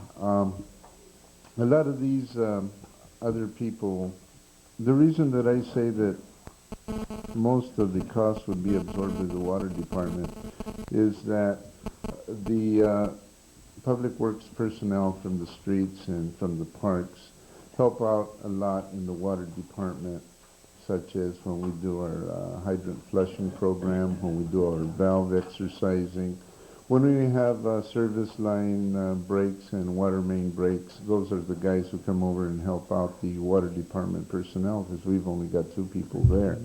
And a lot of times one is doing the regular call-outs and services for the city hall, or the other guy may be sick or on vacation. So there's a lot of work that goes in there that isn't accounted for. And this is why I'm saying that we could justify the cost being transferred to the water department. But if you're thinking that because we're going to contract out the landscape maintenance, that we're gonna have time on our hands and we're gonna be able to do a lot more in other departments, that's far from it. The extra time's going to help you guys get caught up. Well, as Because I'm looking at this thing here, the total hours for the monthly landscape report for the entire year, going by the figures that are calculated here, is 498 hours, and that's comes out to 41.5 hours per month. Is what it comes out to. Well, that was for last year, for 1999. The prior year, when we did a lot of the tree trimming and everything else over in the sodding along the Lucas Ranch and the Oakwood area, we put in over 2,000 hours. Okay. Okay. Because I mean, I know as well. I mean, I know we're behind on some of the projects that we would like to get done, Right. and I think that's why. But see, what this will do is that this will ensure that you're going to have somebody there taking care of those districts on a regular basis. Right. Whereas, you know, I mean, that's all those people do. Whereas, with us, it'll be. It seems like what we need to do is all of a sudden get the whole workforce over there and get caught up, and then we go out to our other departments. Before we know it, it's totally out of hand all over again. And this is why we get the complaints, and that is why, what I tried to explain to Tom Applegate, you know, saying, well, you know, because he stated, well, it wasn't until I started complaining that the work was done. Well, and the thing about this is that, and we all understand, is that there are a limited amount of employees in public works. There are the same fixed, you know, things that need to be done every month, and unfortunately there just aren't enough hours in the day. No. And so what we hope to do then with this is that rather than have you being forced to, you know, do your particular things that you need to do, and like you said, maybe bring everybody over to the districts, you know, to try to get caught up, you know, that way we could possibly alleviate some of that hassle for you, and then that way you could focus on some of the other areas, and as far as just being able to at least at the you know, possibly being at least near being caught up, but more so than, you know, being in the position you're in now where you've sort of got to scramble because of the amount of staff. Exactly, So. and you would have these districts looking good all the time. Okay. So this is your recommendation here as far as the, let's see, early bird. As you can see on the bid summary list, we didn't get a bid from Quality Landscape Maintenance here from Newman. We had one from Green Valley, Newman, for 37. Well, I'll cite the monthly figure. Right. $3,724. John Peary's from Gustine, $2,733. Of course, Early Bird, the low bid, $1,950. We had Westside Lawn Care at $3,440, and Moonlight Landscaping at $3,141. Okay. Now, Early Bird does the contract services for about 5 different cities, including Los Banos. Okay. They also do not only the landscape, but all their parks. They have 34 parks that they do for Los Banos, and they have been doing that for about, this is their 3rd year. Okay. They do it for Dinuba, Visalia. So we have we gotten from them a schedule as far as how often are they going to come out per month? He'll be here weekly. Oh, weekly. Okay. Yes. Okay. I talked with the president owner of the firm, and he said, you know, because I asked him, well, how are you going to approach this? He said that he would have a 4 or 5 man crew to come in to immediately clean it all up, and then he would start doing his trimming and weed control, weed abatement, and all the trimming, whatever needed to be done. And then once he got that in shape, then he says it wouldn't take much to keep it going as long as we're there on a weekly basis, which he intends to do. Right. Okay. So that was the only comment I wanted to make. It wasn't really a question so much as a comment, because they're really so much lower than any of even the local ones. And they're the furthest away. So I wondered what is he not going to do that the others were going to do? Wasn't it pretty much economies of scale? Because you said he's doing so much more of these other places, so he's able to factor that into it. Exactly. And the city of Los Banos is very happy with them. And as a matter of fact, they locked them into a 10-year contract. Okay. Yeah, it's my understanding, isn't Ernie, that the same thing happened in Los Banos when they bid it, that they pretty much drastically underbid everyone else there also. So I'm not sure how they do it exactly, but people seem to be happy with what they're doing. Well, all that money we save, we can apply that towards, Well, like Ernie was pointing out, though, we're not gonna. What we'll be able to get is enhanced service because now Ernie won't, have to be stretched out, doing, this district, and having to, load up on it at, on one day or whatever. It'll just allow Ernie more flexibility, so we can get some of these other projects that have been delayed, and then it'll allow for, service that'll be addressed regularly. Ernie, have you incurred a lot of overtime in order to do these things too, or you've done all these things without overtime? I'm just thinking maybe you could save some overtime too, so there would be a cost savings there. We don't get much of overtime unless it's an emergency. We just fall behind. That's Oh. Okay. So, are there any other questions for Ernie on this, or Cleve? No. Okay. Can we go ahead and award the bid and get some direction on that? Make a motion, we award the bid for landscape maintenance districts to Early Bird Landscape Company Incorporated. second. Did you want to add something, Cleve? Just clarification, does that include the recommendation for the contract to begin July 1, as was recommended by staff? Yes, July 1 through That's Ernie's June 30th, recommendation? 2002. Just want to make sure. Yeah. Okay. Sure. Okay, we had a motion and a second. Do we have a second? Yeah, Okay. second. All those in favor, we have a motion and a second. All those in favor state by saying aye. Aye. Opposed? Motion passes 4-0 with one absent. Thank you very much, Thank Ernie. you very much. Item J, this is to consider request to Stanislaus County for project assistance using Tataric settlement funds. Cleve? As you know, we wrote a letter to Stanislaus County Supervisor Crusoe in December regarding the Tataric settlement and our concern that perhaps some of these funds could be spent in our area. And we haven't received any written response to that letter. We have, however, verbally talked to them. I know the mayor has talked to many of them, as well as other council members may have.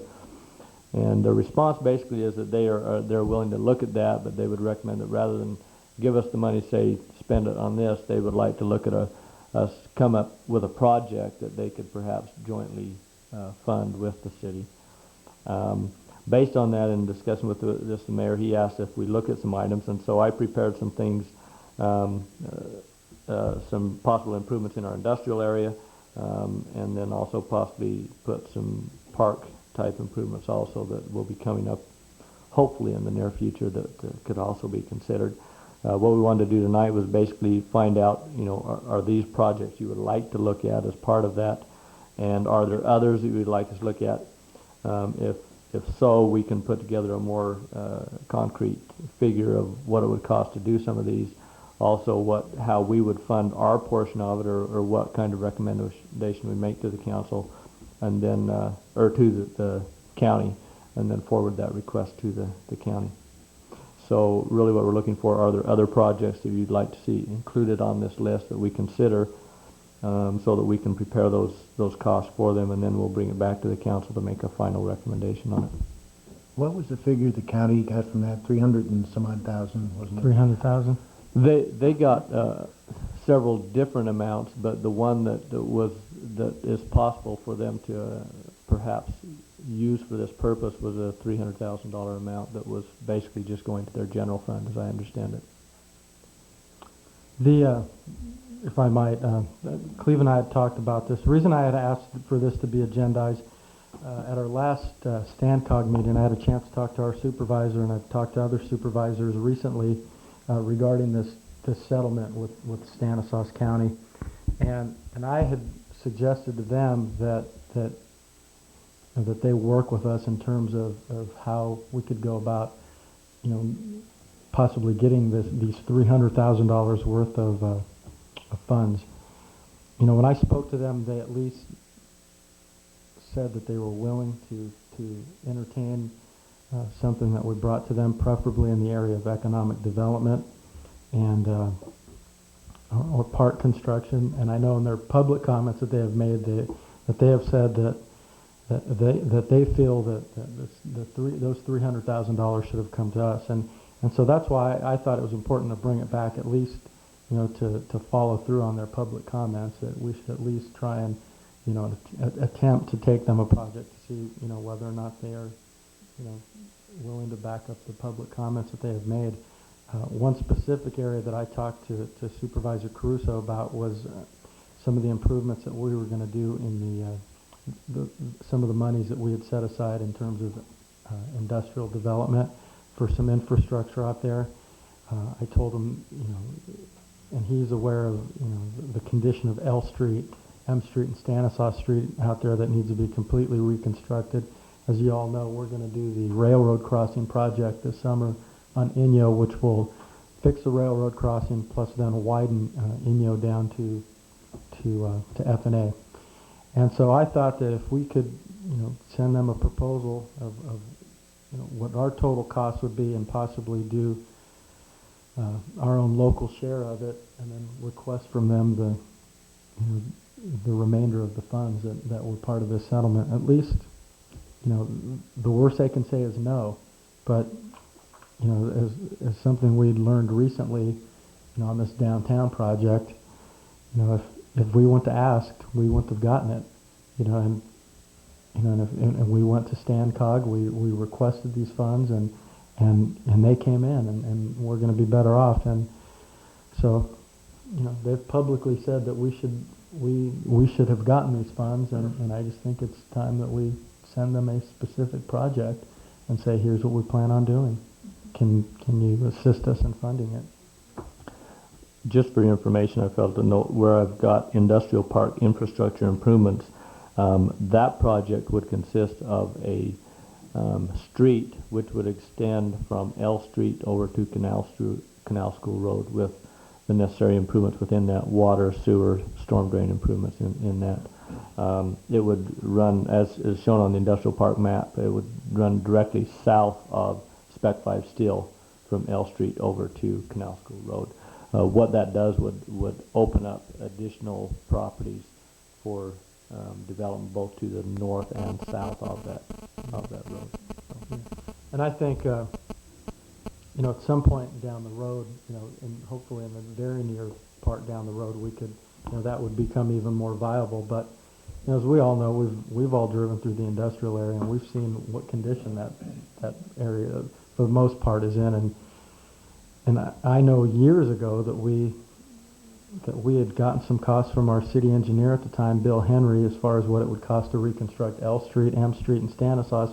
And that just goes back to something I had talked about before. We've got, you know, these studies and this engineering work and everything else that we've had sitting on the shelf for years. And I just think that in order to start expanding and doing some of these other things that Cleve's talking about, we need to get the basic, you know, road construction and infrastructure and curbs in, you know, immediately, and then we grow from there. But, you know, what I don't want to see us do is have, you know, this part to the south of the industrial area with the roads and everything put in and set up all nice, and then you go this way to the north a little bit, and you've got to get through Inyo, and, you know, I just think it's important that we get that entire area taken care of, and then we, you know, grow this way. In light of our agreement with Merced County, obviously we're going to go to the south there because it's such a favorable agreement. But I think the area, L Street, M Street, and Stanislaus, has been long overdue for improvement, and I think we need to finally get that taken care of. But as I said, we can ask. You know, the worst they can say is no, but the best they can say is we'll work with you. And redevelopment dollars would be appropriate for our portion of this. Mm-hmm. Yeah, and what I am suggesting is, since, like I said, they have all publicly said that, you know, that they feel we have been wronged on this $300,000. Mm-hmm. All I'm saying is that we ought to send them something to see if they're true to what they say. And looking at this cost estimate anyway of $465,800, I think to be able to put in L Street, M Street, and Stanislaus Street improvements, for us to have to pay, you know, $165,000 or $170,000 is a small price to pay out of redevelopment, you know, in light of what type of improvements we would get in return. But that's one project, and the project Cleveland mentioned is another project. If there are other projects, we could certainly discuss those as well.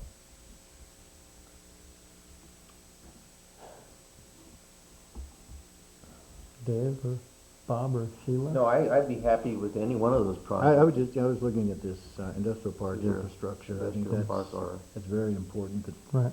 And there's no point in, the streets do need reconstructing, but there's no point in having nice streets there and no infrastructure on beyond that.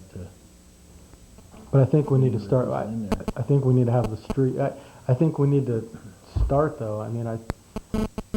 Everybody to get to that area, at least until there's a crossing from Highway 33, people are going to go through Inyo. They've been going through Inyo. If they come off Merced Street, they go down L Street or M Street, and people are going to have to drive through that area to get to the industrial. If they're coming in off Hills Ferry, down Canal School and onto Inyo, they're going to have to go in that vicinity there.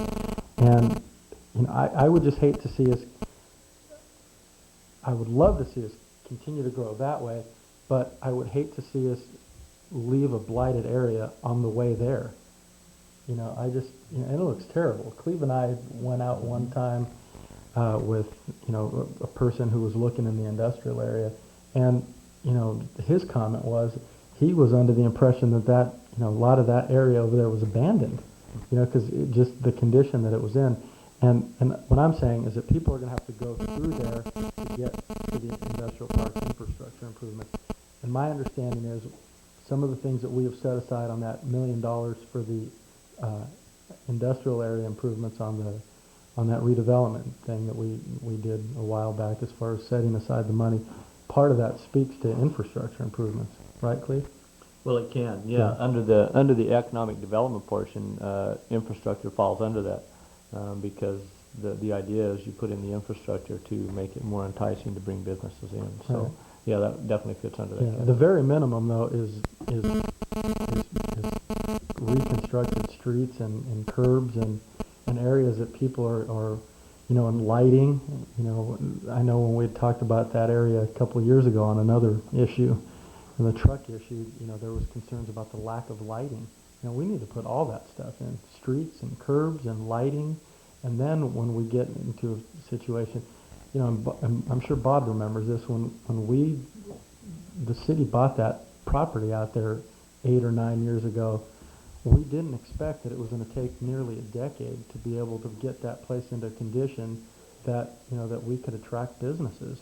And it's been almost a decade since we bought that piece of property. And Bill Henry did those studies a long time ago.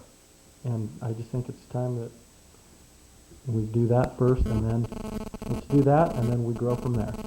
And then but I think this has been long overdue. Again, this is my preference for the request, and we could certainly have a plan B and plan C from there. But that's what I would request, is we do those improvements first. Bob, Sheila, Dave? I just wish we could do them all, but we have to start somewhere. We have to start somewhere.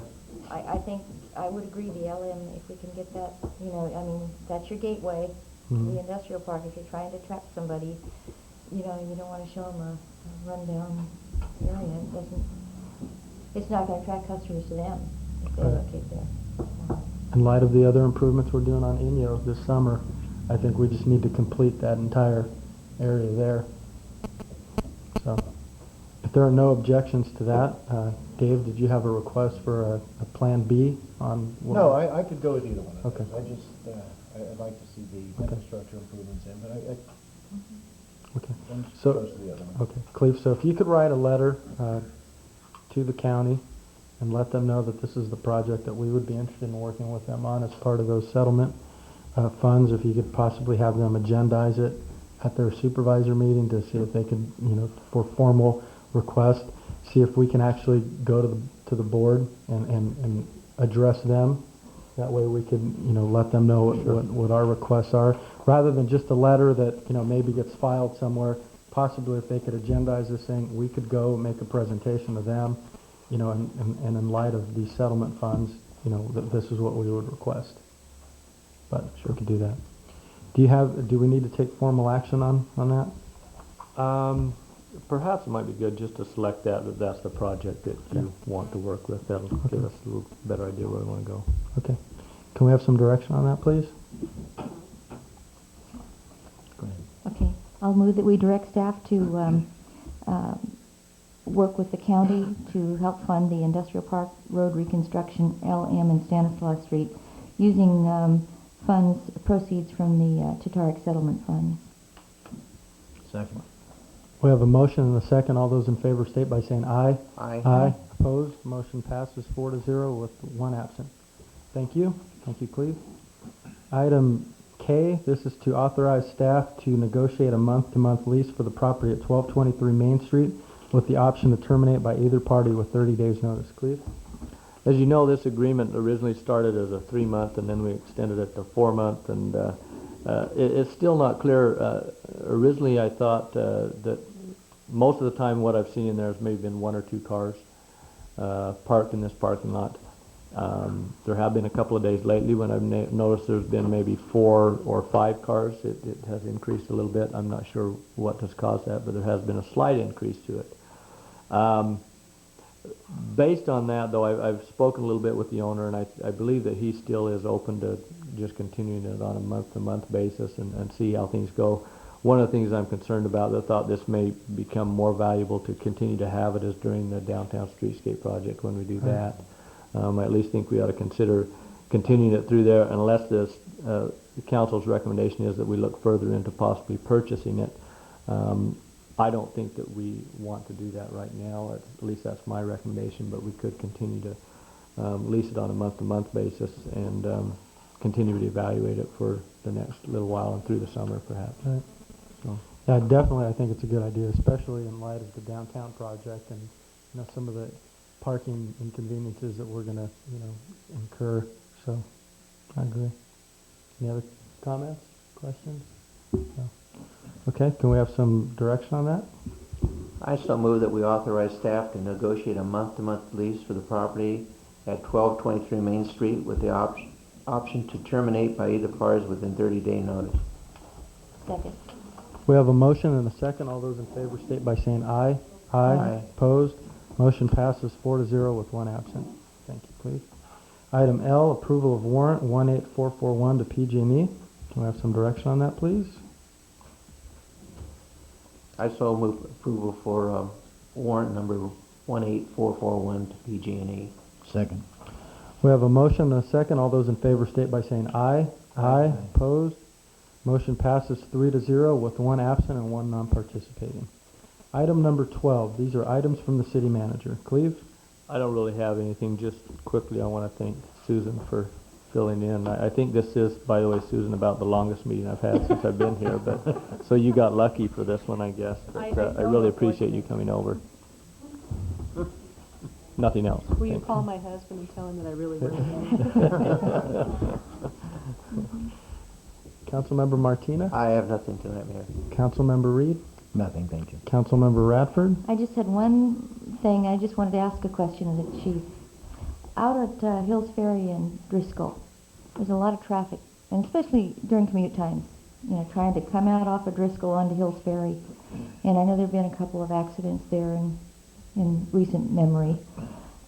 Is there any possibility of considering a four-way stop or something? The traffic coming into town and coming out of town tends to speed up dramatically at that curve, and then coming in they don't slow down until they get to the curve.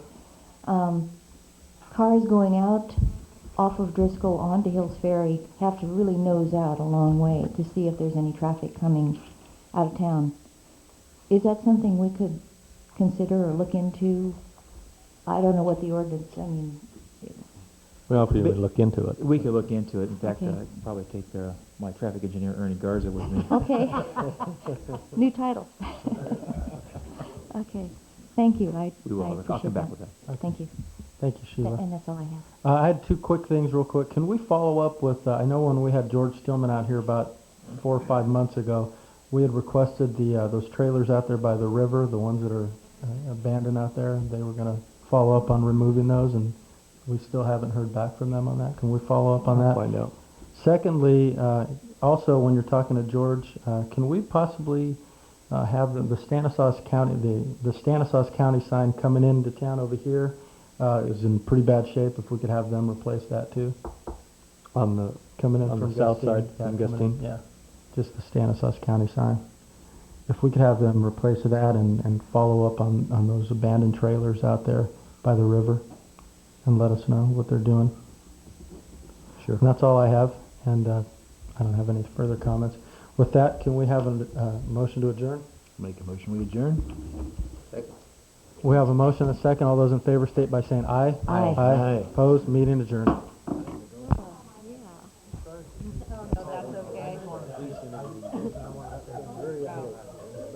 We had 9 of them. Tom owes me big time. Tom owes me big time.